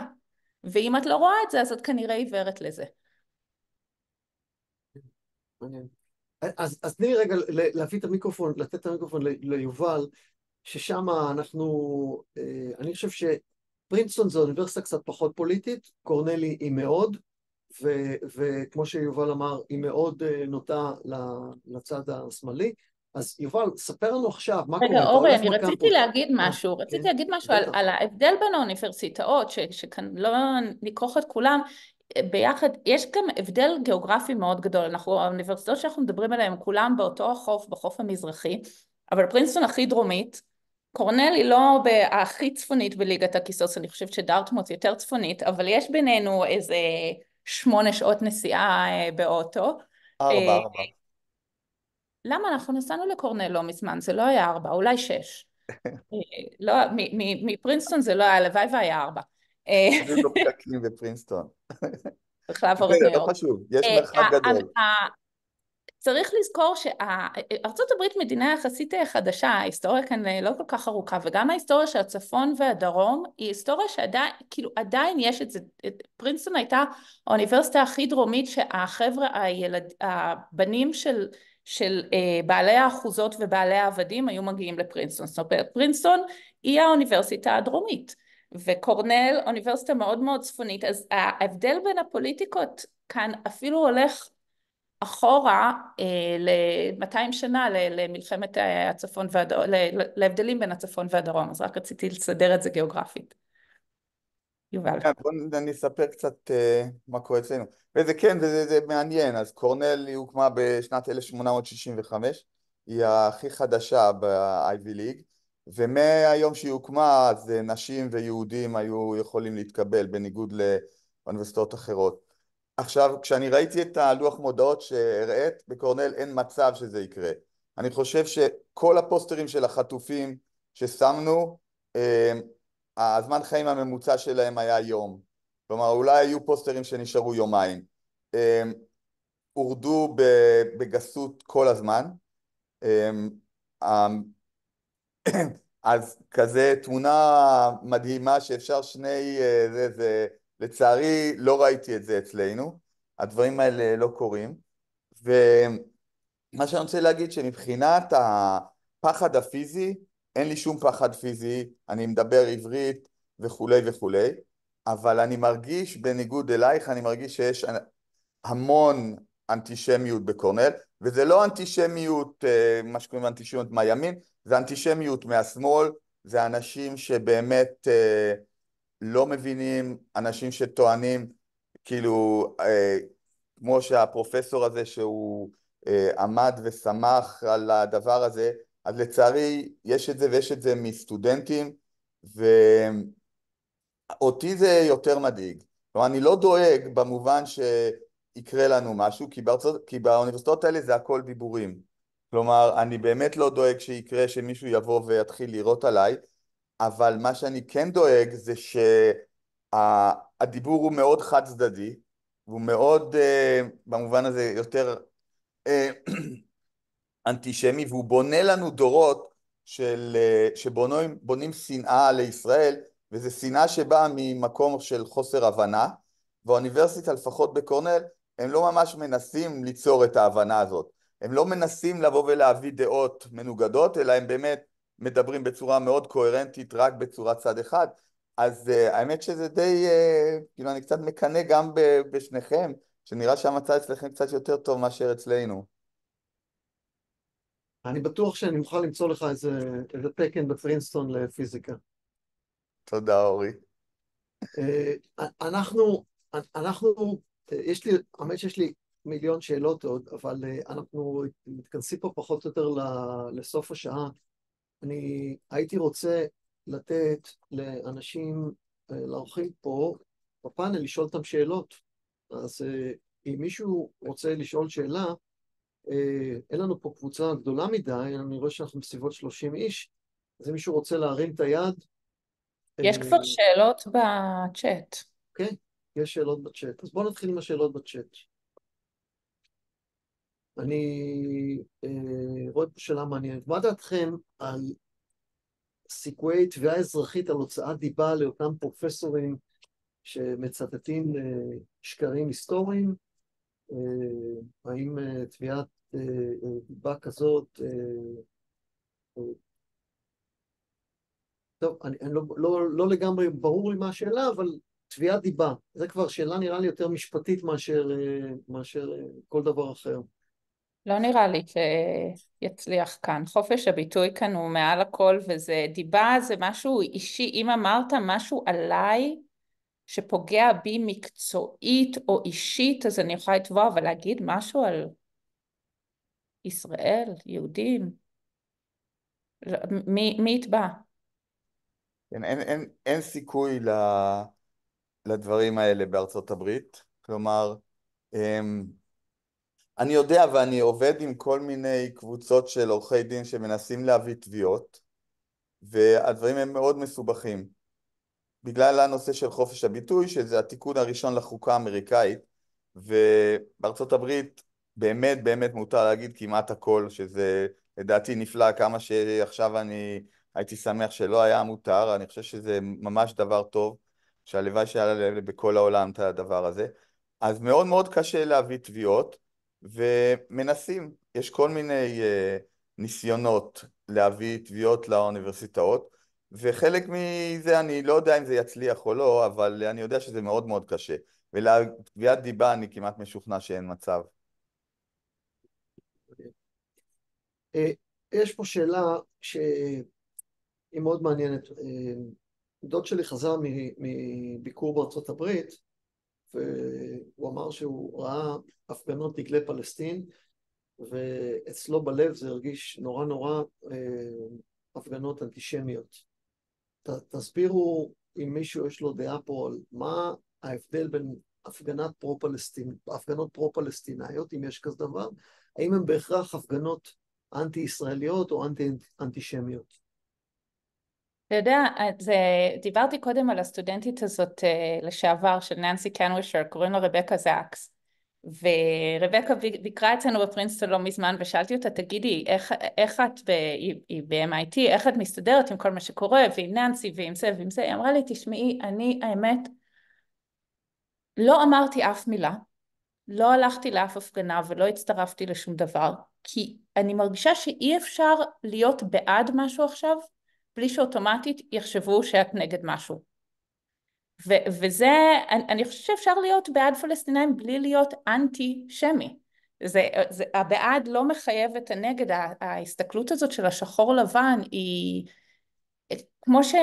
כמו שאיתמר אמר, יש אנשים שהם מקצוענים בזה, של להפוך לכל דבר לשחור לבן ולהשתמש בזה כמה שיותר, וסטפני גם הראתה לנו דוגמה מצוינת של זה, של להפוך כל דבר לקיצוני. אבל אם אנחנו מדברים עם אנשים, וזה קמפוסים, זה אנשים חושבים, זה אנשים עם ידע, זה אנשים שאמורים, כאילו אם החינוך שלנו מצליח לו במעט, אז הם אמורים לראות את גווני האפור. אני לא חושבת שכל הפגנה פרו-פלסטינאית היא אנטישמית, היא פרו-פלסטינאית, היא פרו-משהו. איתמר, יש לך דעה בזה? כן, אני אוסיף לגבי ננסי. ננסי היא רבקה סקס, היא דרך אגב מישהי שהייתה איתי באותו מחזור, ורבקה היא גם עכשיו מאוד בכירה ב-MIT, היא דין של ה-Arts, של ה-Sciences שם, שזה מאוד מאוד נחשב, היא אישה מאוד... או אסוסייט דין. או אסוסייט דין, אבל היא מאוד בכירה והיא תמשיך להיות בכירה, היא יוצאת דופן בתור חוקרת, בתור בן אדם, everything. ננסי גם היו לה ויש לה סטודנטים ישראלים, כן, יש פרופסוריות ישראליות ופרופסורים ישראלים שבאו דרך המעבדה שלה. אז גם רציתי לציין שעם כל זה שננסי כל השנים הייתה BDS, היא לקחה סטודנטים ישראלים והיא תמכה בהם, ותמכה בהם כשהיו צריכים לחזור לארץ. כאילו אז יש שם איזה דואליות, ואני חושב שזה משקף משהו שהוא חיובי ושלילי בעיניי בגישה הזאת. יש כאילו בגישה הפוליטית שהיא מנסים להגיד דברים מאוד קיצוניים, אבל הריאל פוליטיק הוא מאוד חסר במקום מסוים, וזה גם התחושה שלי לגבי, נשאלה פה שאלה האם יש הבדל בדעות בין סטודנטים לאנשי סגל, וגם האם הסטודנטים חווים אנטישמיות. אני חושב שסטודנטים יהודים ישראלים, כן, סטודנטים תואר ראשון, דוקטורנטים, הם חווים את זה אחרת, מתוך השיחות שהיו לי עם תלמידים כאלה, והם כן מרגישים מותקפים. ואז זה באמת, ברגע שאתה מרגיש מותקף, בתור יהודי, בתור ישראלי, שאתה מרגיש שאתה לא יכול להביע תמיכה בישראל בלי שיאשימו אותך בתמיכה או נגד, להיות שאתה נגד מה שרבקה אמרה, שהיא לא יכולה להיות בעד בלי שיחשדו שהיא נגד משהו, זה כן מתרגם לזה שהתלמידים להערכתי מרגישים נרדפים. סטודנטים יהודים. דרך אגב, איתי באו סטודנטים שהם ישראלים ערבים מישראל, נוצרים, מוסלמים, והם פה, והם גם מרגישים מותקפים, כן? הם ישראלים ערבים, מרגישים מותקפים, מרגישים למשל שהם אי אפשר להגיד שום דבר במדיה החברתית, צריכים ממש לשתוק, הם לא יכולים להגיד שום דבר בשום צורה, כן? היו צריכים, כי אם יגידו משהו לא טוב, הם ירדפו. כן, כולל זה שתלמידה שלי לשעבר באמת נרדפה, נעצרה על איזשהו משהו שהיא כתבה בטוויטר. אז העניין הזה של התלמידים, איך הם מרגישים, להערכתי הם מרגישים אם אתה פלסטינאי או פרו-פלסטינאי, אם אתה יהודי או ישראלי, אתה מרגיש נרדף. אפילו בפרינסטון היה לנו מקרה, מקרה אחד שאני יודעת עליו, של סטודנטית שבקורס, זה קורס שבו דנים בסוגיות,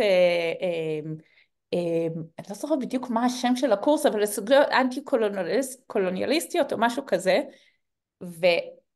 והנושא שהיה להם בסילבוס גם ככה לשבוע אחרי, לא לאותו שבוע שזה קרה, לשבוע אחרי היה לדון בסוגיה הישראלית-פלסטינית, זאת אומרת זה לא שזה לא חלק מהדיון, ושם סטודנטים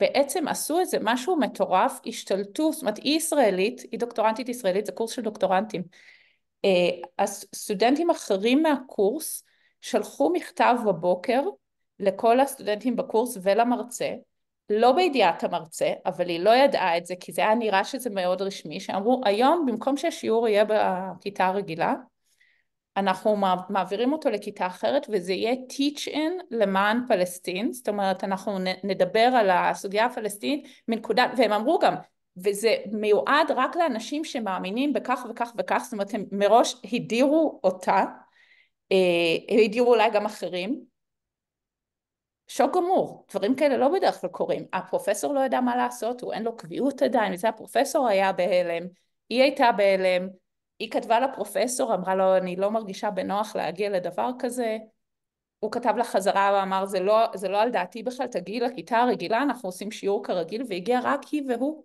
והם עשו שיעור פרטי והיא בכתה, זה פשוט משהו מטורף, סיפור מטורף.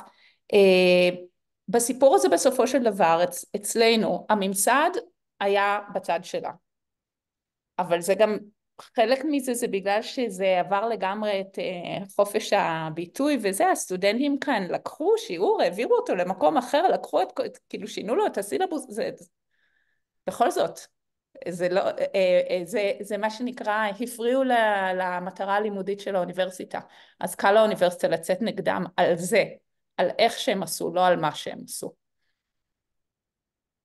אתם מרגישים שאתם יכולים היום ללכת להגן על ישראל?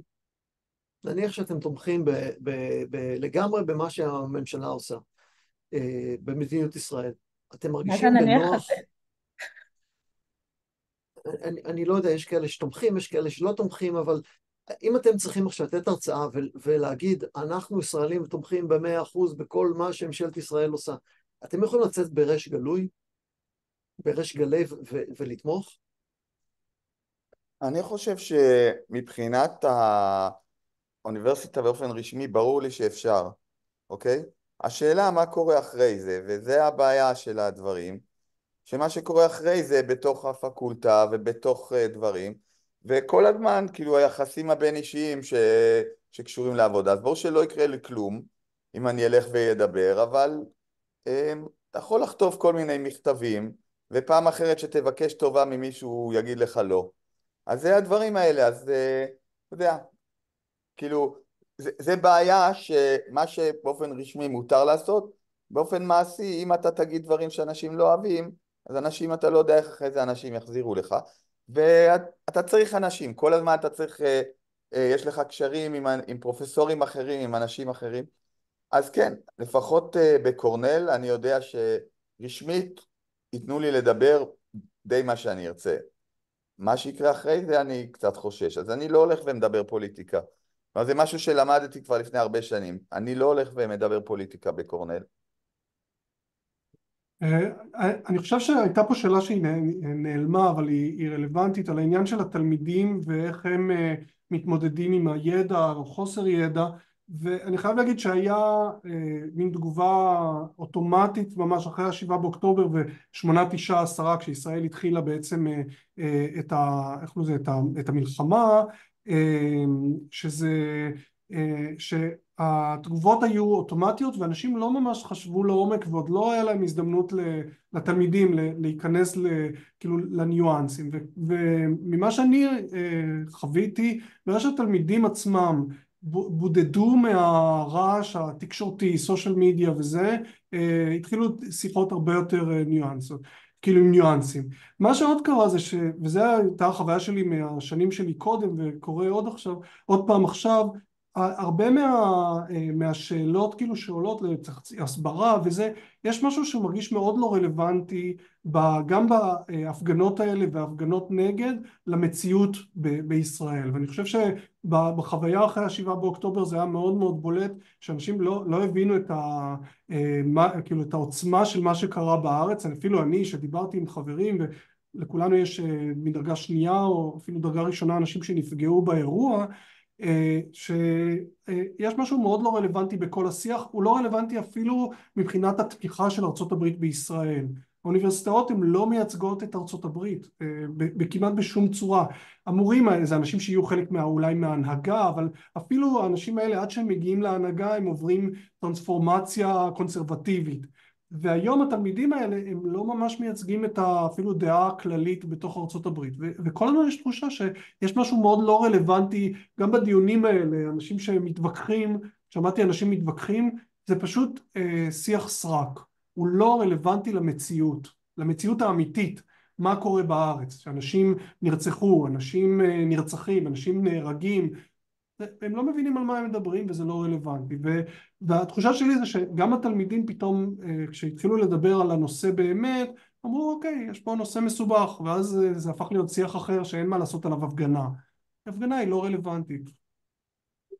זה נורא מעניין מה ששואל אורי, ולחשוב על באופן, אני פתאום נזכרת, לא פתאום, אני נזכרת כמה אנשים ניגשים אליי גם עכשיו, חברי סגל, ובאים ואומרים וואי אני מצטערת שלא דיברתי איתך עד עכשיו, אני כל הזמן חושבת עלייך ואיך את ואיך המשפחה שלך, ואני מרגישה אישית המון המון תמיכה, אני חושבת שאם הייתי פלסטינאית הייתי מרגישה הרבה הרבה פחות תמיכה, ואני חושבת שאם הייתי רוצה להגן על ממשלת ישראל, שאני לא רוצה, אז אולי זה היה יותר קל.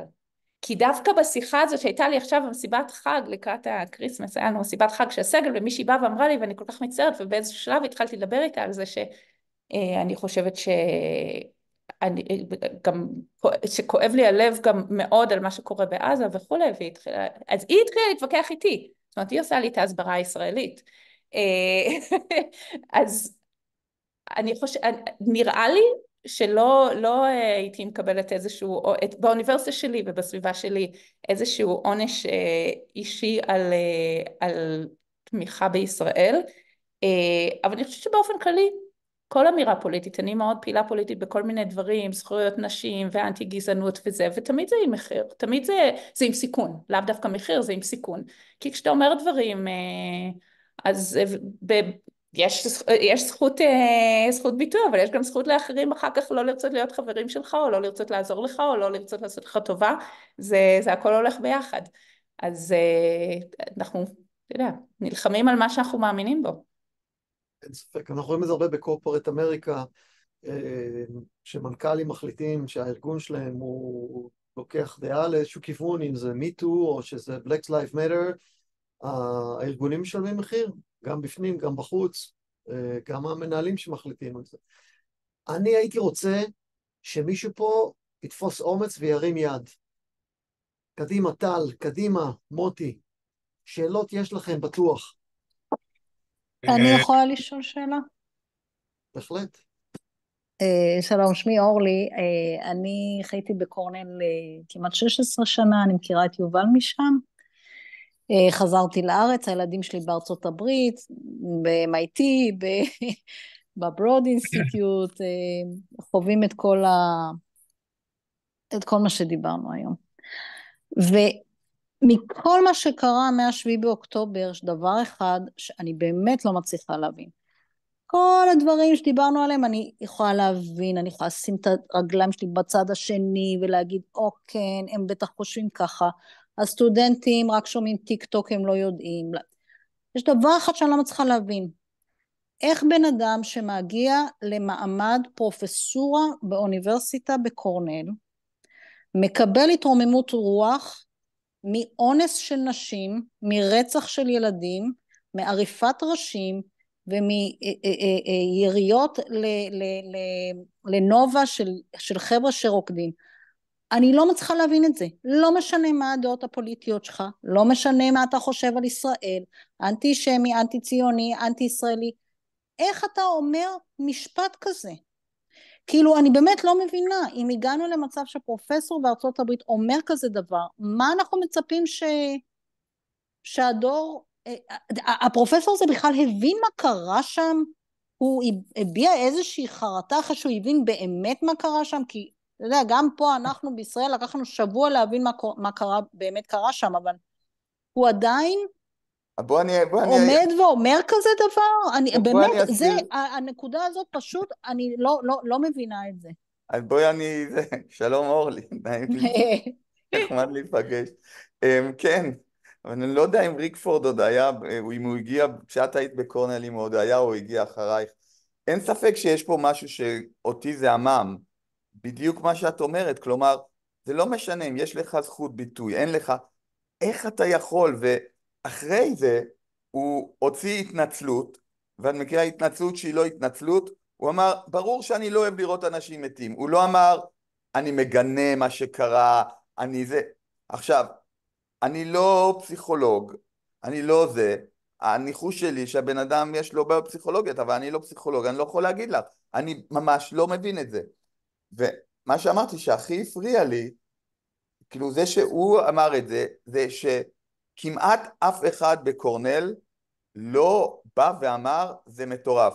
כלומר, מה שאני הייתי מצפה באוניברסיטה נורמלית, שלמשל הסנאט של קורנל זה איזשהו האיגוד של הפרופסורים בקורנל שיכולים להוציא הצעות, מיד להוציא הצהרה שאנחנו מזועזעים מזה שאחד מהאנשים שלנו מדבר ככה. במקום זה, נכון. כמעט כל הפרופסורים בקורנל אמרו שזה חופש ביטוי, וזהו. אז להגיד לך שאני יודע מה התשובה, אני לא יודע, ואותי זה מדאיג. עכשיו, אולי לא צריך להיות מודאגים, כי זה באמת כמות די קטנה, אבל אני לגמרי איתך אורלי, אני באמת לא מבין, ממש לא מבין. כנראה שלעולם לא נבין. טל, שלח. אהלן, טוב להיות פה. אני טל שמיר, אני גם אגב דוקטור וממרצה באוניברסיטת הניו סקול בניו יורק, אוניברסיטה שיש לה נטייה מאוד מאוד שמאלנית, אז אני אשמח ככה לתת את ה-5 cents שלי בנקודה הזאת.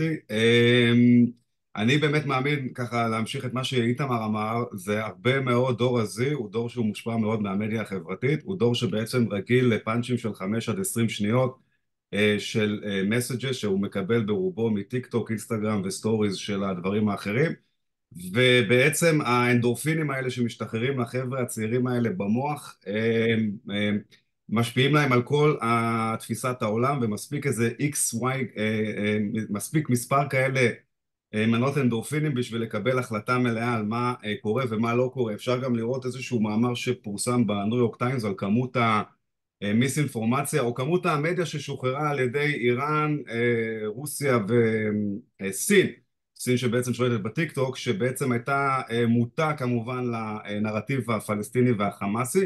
אני חושב שאגב זה בעיה כוללת בכלל, זה לא רק בעיה כוללת לישראלים או לאירוע שקרה בשביעי לאוקטובר, הוא בעיה כוללת שקורית בכלל לטעמי מאז כמה האסונות שקרו פה מאז 2020, מהקורונה, אוקראינה וזה, ואנחנו גם נראה את זה מתפתח. ישראל בסוף היא רובריקה קטנה של הנקודה הזאת.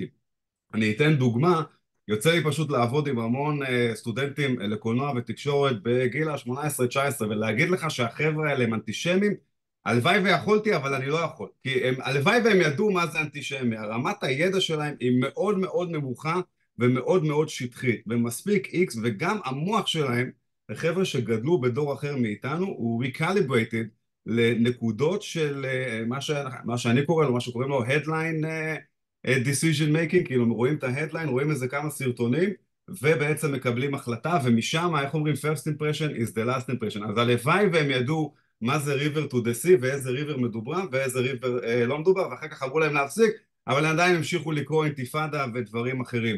אני חושב שאם מסתכלים על כמות וזה בעצם לטעמי לפחות לדור הזה, זה כמות זה אנטישמיות, ולצערי לא אנטישמיות, היא פשוט שליטה מאוד מאוד חזקה בתודעה של חבר'ה צעירים, שגם רוצים ללכת עם המיינסטרים. אגב, עוד דבר שהוא יוצא דופן, ואפשר כאילו לראות אותו, בייחוד אם אתה נמצא בחול, שאני נמצא בחול, אם אתה מסתכל על CNN, MSNBC, או החבר'ה בסגנון הזה שיש להם פן יותר שמאל, אתה תראה 70 או 80% תמונות מעזה, תמונות של ילדים מפוצצים, דברים כאלה שכמובן ישפיע עליך על התודעה בצורה מסוימת. אם אתה מסתכל על ישראל, וכמובן כולנו פה אוהבים את הגרי, גם יצא לי לעבוד איתו, זה מצוין, אבל כמעט לא נוגעים בנקודה הזאת, מה שמייצר שני תודעות שונות של קבוצות אוכלוסייה, שברגע שהם מגיעים לדבר אחד עם השני, אין אפשרות לדבר אחד עם השני, כי פשוט יש תהום אדירה בין שני הקיומי תודעה האלה שנמצאים. אני יכול עוד להמשיך בנקודה הזאת, אבל לטעמי זאת אחת הבעיות המרכזיות, לפחות אחת הבעיות שאני נתקלתי בניו סקול, היא בעיה של בורות ונבערות, הרבה יותר גם בגלל המדיה, ושאנחנו בעצם מכילים את רוב האינפורמציה שלנו, שרוב האינפורמציה שלנו בסוף תקבע את התודעה שלנו, שהתודעה שלנו בסוף תקבע את מה שאנחנו עושים, מה שאנחנו מאמינים, ולאיפה שאנחנו הולכים, ולטעמי זה אחד הבעיות הגדולות ביותר שקיימות היום עם הדור הצעיר שאנחנו נקיים. אגב, אין לי פתרון לזה, אני חושב שאיתמר פה דיבר, או מישהו אחר גם כן, שהדרך היחידה לעשות את זה היא שיטה, סוג של שיטה פופוריאנית, להציג את שני הדעות. אגב, יש פה איזה קורס בניו סקול שהולך לצאת בסמסטר הבא, הזמינו אותי או דיברו איתי על לבוא ולתת כמרצה אורח את הפרספקטיבה של ישראל, אבל מי שמנהל את הקורס הזה זה קורס של 15 מפגשים שפלסטינאית שעשתה דוקטורט בניו סקול לפני כמה שנים, שהיא גדלה במזרח ירושלים. אז כמובן שבנקודה הזאת היכולת שלך להתמודד, בוא נגיד שאם מישהו עכשיו נותן קורס שלם של 15 מפגשים ויש לו פרספקטיבה מסוימת, זה הולך ללכת לקו מאוד מאוד מסוים ולהתחבר לנקודה הזאת. אני נתתי פה נאום מוסליני כזה, אז אני אתן את הבמה. טל, זה על הכיפק וטוב לראות אותך. אז ויש לך אחלה פרספקטיבה ותמיד הייתה. תנו לי רק איזה, לפני שנקפוץ לשאלה הבאה, המשפט מפתח שאנחנו רואים בכל ההפגנות is from the river to the sea. מי מבין את זה ואיך? אני פשוט שמעתי יהודים שאומרים, מה זה, מי river to the sea? זה אומר שאנחנו בסי והם בין ה-river on the sea. אז איך באמת צריך להבין את זה? אני יכול לתת את הדעה האישית שלי, אוקיי? כלומר, זה בגלל שזה מתחרז, אבל יש פה בעיה, והבעיה היא, אני חושב, בעיה מאוד כללית, שכשמישהו אומר משהו, למי צריך, מה המטרה של מי שאומר, או מי שמקבל. מה אני מבין לעומת מה הוא יתקבל, והמון פעמים זה שונה, אוקיי? אז לי יש אנשים שכשהם אומרים את זה, הם רק מתכוונים באמת למשהו שלום, שאנחנו רוצים שבכל השטח שאנחנו קוראים לו ישראל והם קוראים לו פלסטין, יהיה שלום, ויש אנשים שבאמת לזה הם מתכוונים, ויש אנשים שמצד שני באמת מתכוונים שזה יהיה מקום נקי מיהודים, ואותו דבר הצד שמקבל, כשיש כאלה ששומעים את זה ושומעים את זה ככה, ויש כאלה ששומעים את זה ככה. אני בדרך כלל זה תלוי מה שאר הדברים שקורים בהפגנה.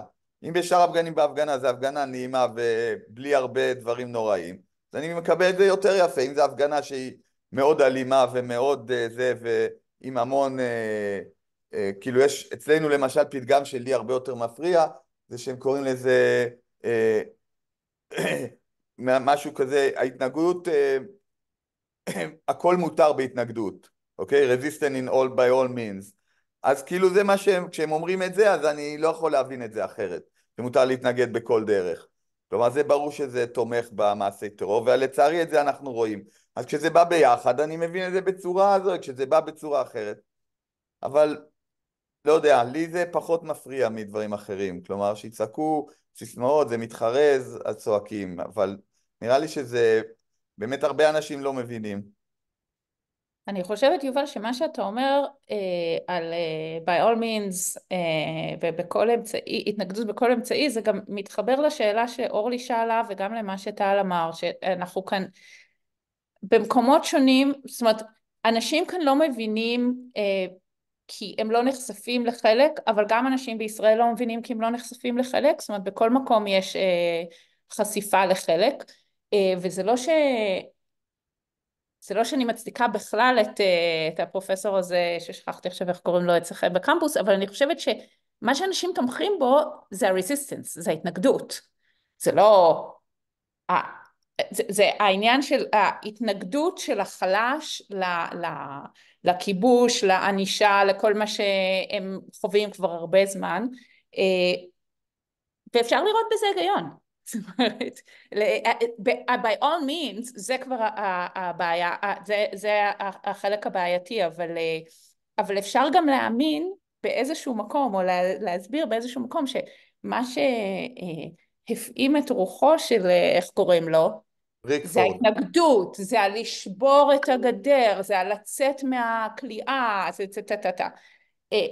כמובן שהוא עצם את עיניו לחלק, בדיוק איך שזה יתבטא, וזה הבעיה הגדולה, אבל אני לא משערת שמה שהפעים אותו זה הרצח והאונס, מה שהפעים אותו זה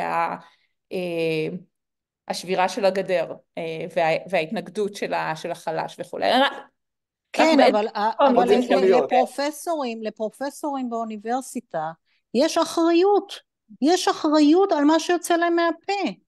אורלי, ברור, נכון, לא, הבן לא אדם הזה מצדיקה אולי אותו, לא, לא מצדיקה הבן אדם הזה אותו. אולי לא, באמת לא מקבל התרוממות רוח מאונס ושחיטה של אנשים, אבל אתה לא יכול לדבר ככה, אתה יוצא, אתה מחנך דור לזה שיאמין שגם דברים כאלה הם מוצדקים בשביל להשתחרר מכיבוש, אוקיי?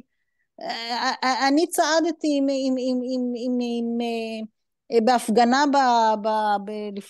כשהתחיל כל ההפיכה המשטרית, ואני צעדתי עם אנשים שצעדו עם דגלי פלסטין, וצעדתי ואמרתי די לכיבוש, בסדר, ואין לי גם בעיה שאנשים מחזיקים דרך אגב דגלי פלסטין, אין לי שום בעיה. אני נסעתי לבקר את הילדים שלי בדיוק לפני שבועיים, ואחד הילדים שלי נמצא עכשיו בניו אורליאנס, והייתה הפגנה מתחת לחלון של המלון, הפגנה פרו-פלסטינאית.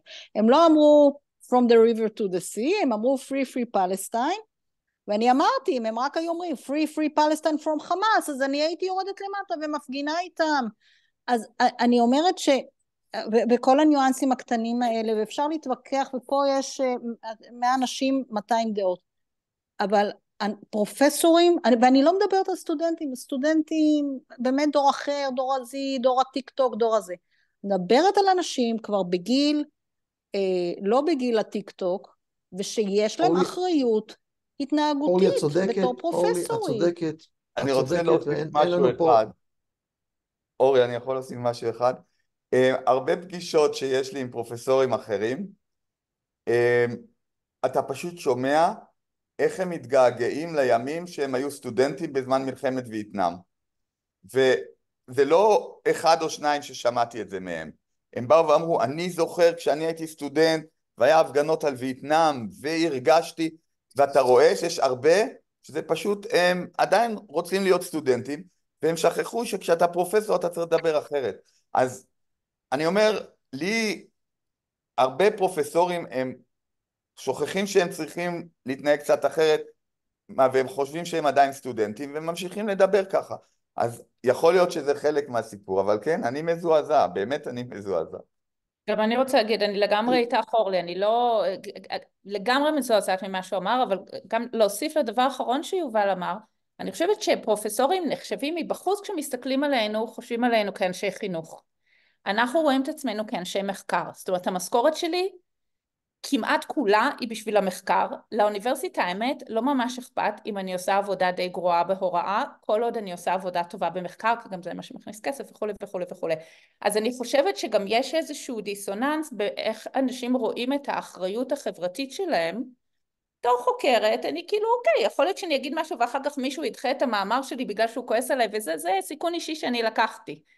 ולאו דווקא רואים את עצמם כל הזמן כמחנכים קודם, שזה לא דבר נכון. אני חושבת שאנחנו כן צריכים לראות את עצמנו כמחנכים, ואנחנו מחנכים, אבל אנחנו לא תמיד, זה לא תמיד הזהות הראשונה של פרופסורים, ורק רציתי להבהיר גם את זה. רק אם אפשר לציין את ה-by all means necessary, וזה מראה כמה השמאל הפרוגרסיבי שפעם הייתי חלקו הלך לאיבוד במובן מסוים. by all means necessary זה משפט מפורסם של מלקום אקס באחד מהנאומים שלו, בנקודה הזאת שמתי גם את הלינק בדבר הזה, ואפשר לראות שאגב מבחינה מתודית איך החמאס וכנראה מי שמאחוריהם האסלאמיק ריפבליק וכל החבר'ה האלה, כמו שאנחנו ניסינו לעשות חיבור בין חמאס לאיזיס, לדאעש, הם הצליחו לעשות את המאבק הפלסטיני בין המאבק האינדיג'יוס ו-Black Lives Matter, ובנקודה הזאת זה ממש מראה איך זה חיבר את זה, ואפילו המשפט הזה, by all means necessary, לגבי הפרופסור ההוא צריך להעיף אותו ולזרוק אותו מכל המדרגות, זה ביזיון שאוניברסיטה כמו קורנל לא גרסה אותו מזמן, אבל זה אפשר לדבר על זה רבות. אבל לגבי הדברים כאלה, ואתה יכול גם לראות, Black Lives Matter, ואפילו מהדוגמה שאלן הביאה שמה, של Palestinian Lives Matter ודברים כאלה שראינו את זה בכל מקום,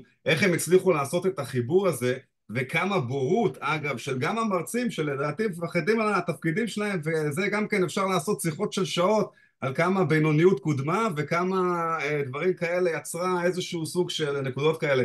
אבל זה גם כן דוגמה של by all means necessary שהם אמרו את זה, הם חשבו שהם הולכים ולוחמי חופש כמו מלקום אקס בנקודה הזאת שהוא אחד מגוברי התרבות שלהם, לחלוטין לא הבינו מה באמת קרה שם באוקטובר 7 ואל מי הם עומדים. רק רציתי לחדד את הנקודה הזאת. נקודה מעניינת, נקודה באמת מעניינת. אפשר להגיד משהו, חבר'ה? רגע, יש פה מישהו בשם BC, עכשיו תורך. זה אני, BC בן, אהלן, מה שלומכם? רגע, אז רציתי... מי אתה? אז תגיד לנו, מה זה BC? מה זה before Christ, after Christ? תן לנו איזה... ברוקלין, אני בן קול, אני יושב BC, בן קול, יושב כרגע בלוס אנג'לס, ורציתי גם להביע דעה וגם לשאול, להמשיך את השאלה הקודמת שלי שכנראה לא... רגע, אבל שנייה, לפני שאתה ממשיך, אני רואה שאנחנו הגענו לתום המועד המתוכנן של המפגש. אם זה בסדר מבחינתכם, אנחנו נמשיך פה מפגש פתוח לעוד כמה דקות לשאלות ותשובות. מי שרוצה ללכת כמובן יכול, אנחנו משאירים כרגע את המיקרופון פתוח, כל עוד יש לנו דיון ער וסוער. אז כן, בבקשה, תמשיך. תודה איש יקר. בקיצור,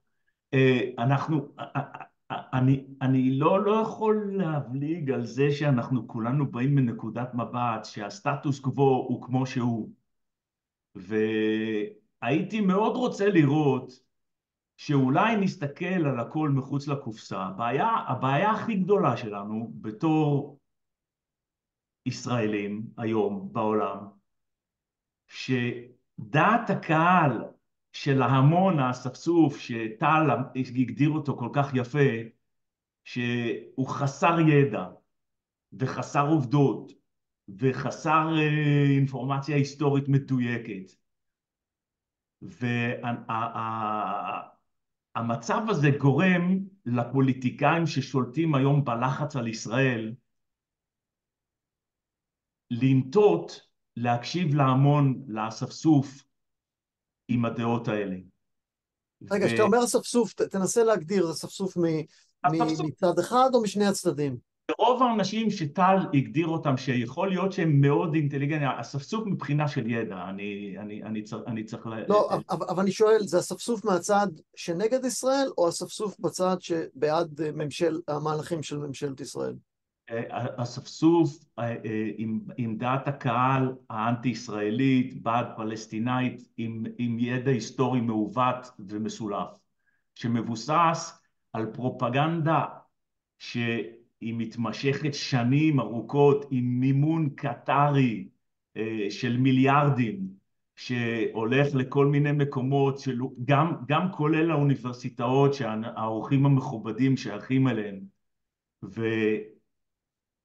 והיום בשביל להילחם בדבר כזה צריך ממון רב, ואת הממון הרב הזה,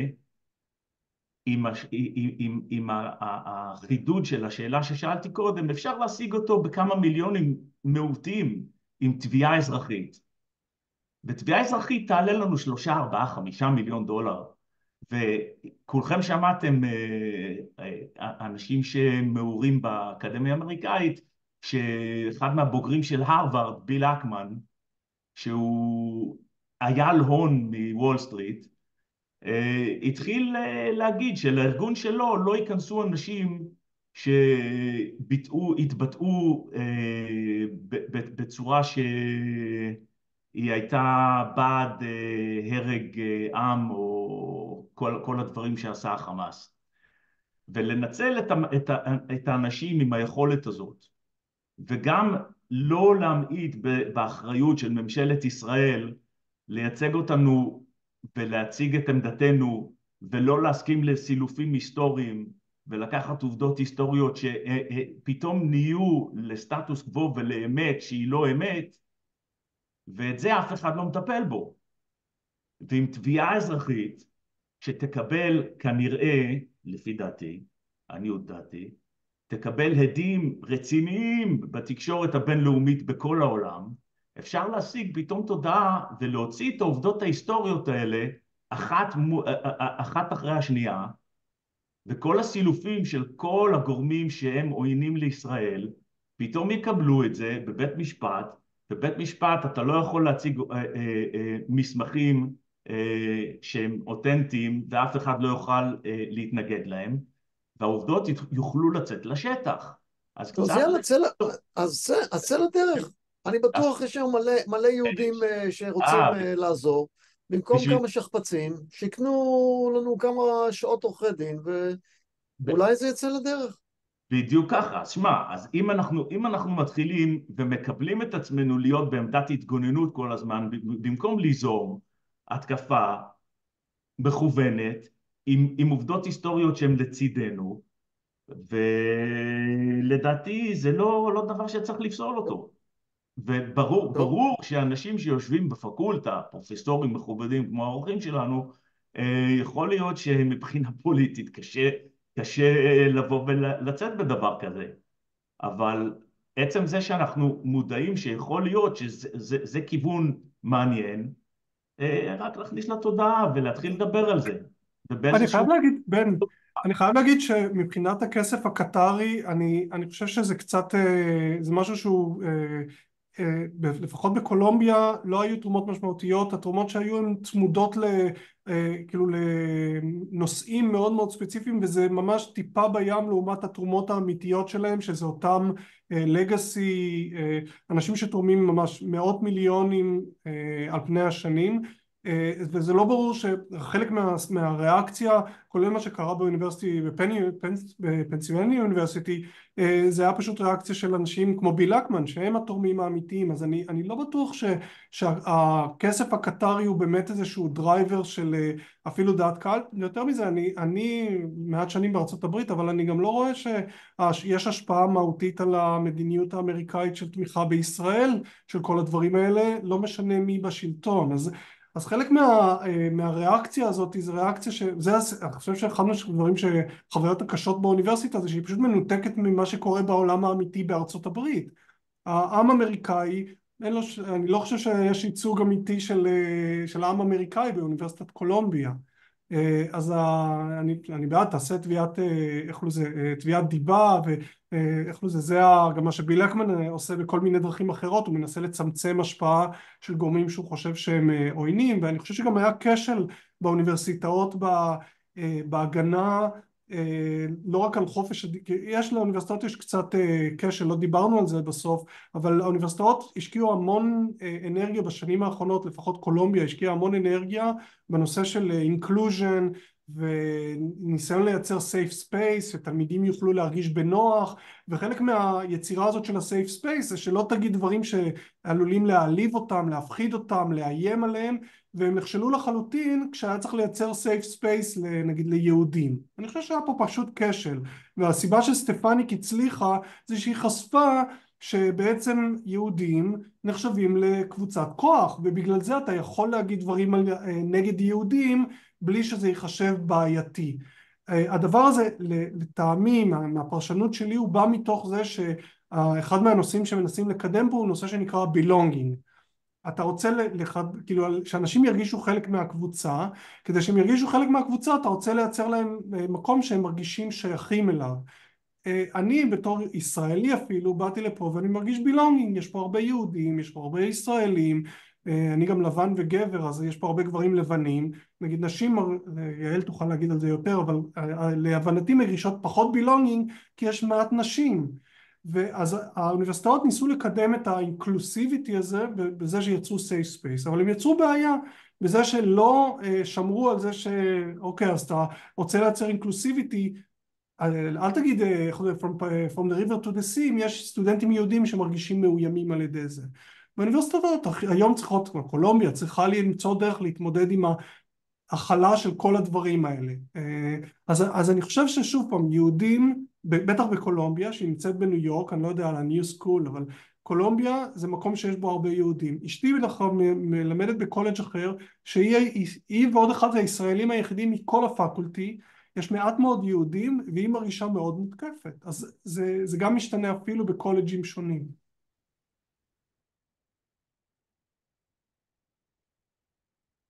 דני, שאלה אחרונה. דני, אתה שם? שומע אותנו? לא, דני לא שומע. דני שלח לי אני שאלה באישי. רציתי להגיד משהו לגבי הרעיון הזה של תביעת דיבה. אני פשוט יושבת כאן וחושבת, צריך לחשוב על זה לעומק, כי לדעתי, אם מתחילים להוציא את העובדות ואת איפה הפרופגנדה ואיפה שטיפת מוח, אנחנו נגלה הרבה הפתעות. כן, זה יכול בהחלט לשמש כחרב פיפיות מהרבה תחומים, כי ההיסטוריה, אנחנו יודעים, נכתבה על ידי המנצחים. כרגע אנחנו מנצחים ויש גרסאות שונות שיכולות לסבך אותנו בתביעת דיבה, אז כך שיכול להיות שבאמת היו כמה יהודים חכמים שרצו לעשות את זה, אבל הבינו שיש לזה גם השלכות. אני רוצה לסכם את הערב, אני רוצה להודות מאוד מאוד מאוד ליעל, ליובל ולאיתמר. אני גם נהניתי בשיחות שלפני זה איתכם, ונהנה עכשיו. אני מודה לכל הפורום הזה שהגיע, תודה לכל האנשים שלקחתם את הזמן היקר והקשבתם לנו היום. אנחנו מקווים שתרמתם לנו משהו. אני בסוף האירוע לא יודע אם יש או אין אנטישמיות, אבל אני בטוח שהדעה שלנו והמגוון שלנו קצת יותר רחב היום, ואנחנו מקווים להמשיך את המיזם הזה של המפגשים, אז נתראה במפגש הבא. תודה רבה לכולם. תודה רבה. תודה על ההקשבה. תודה רבה. לירון, אתה יכול לסגור את ההקלטה? כן.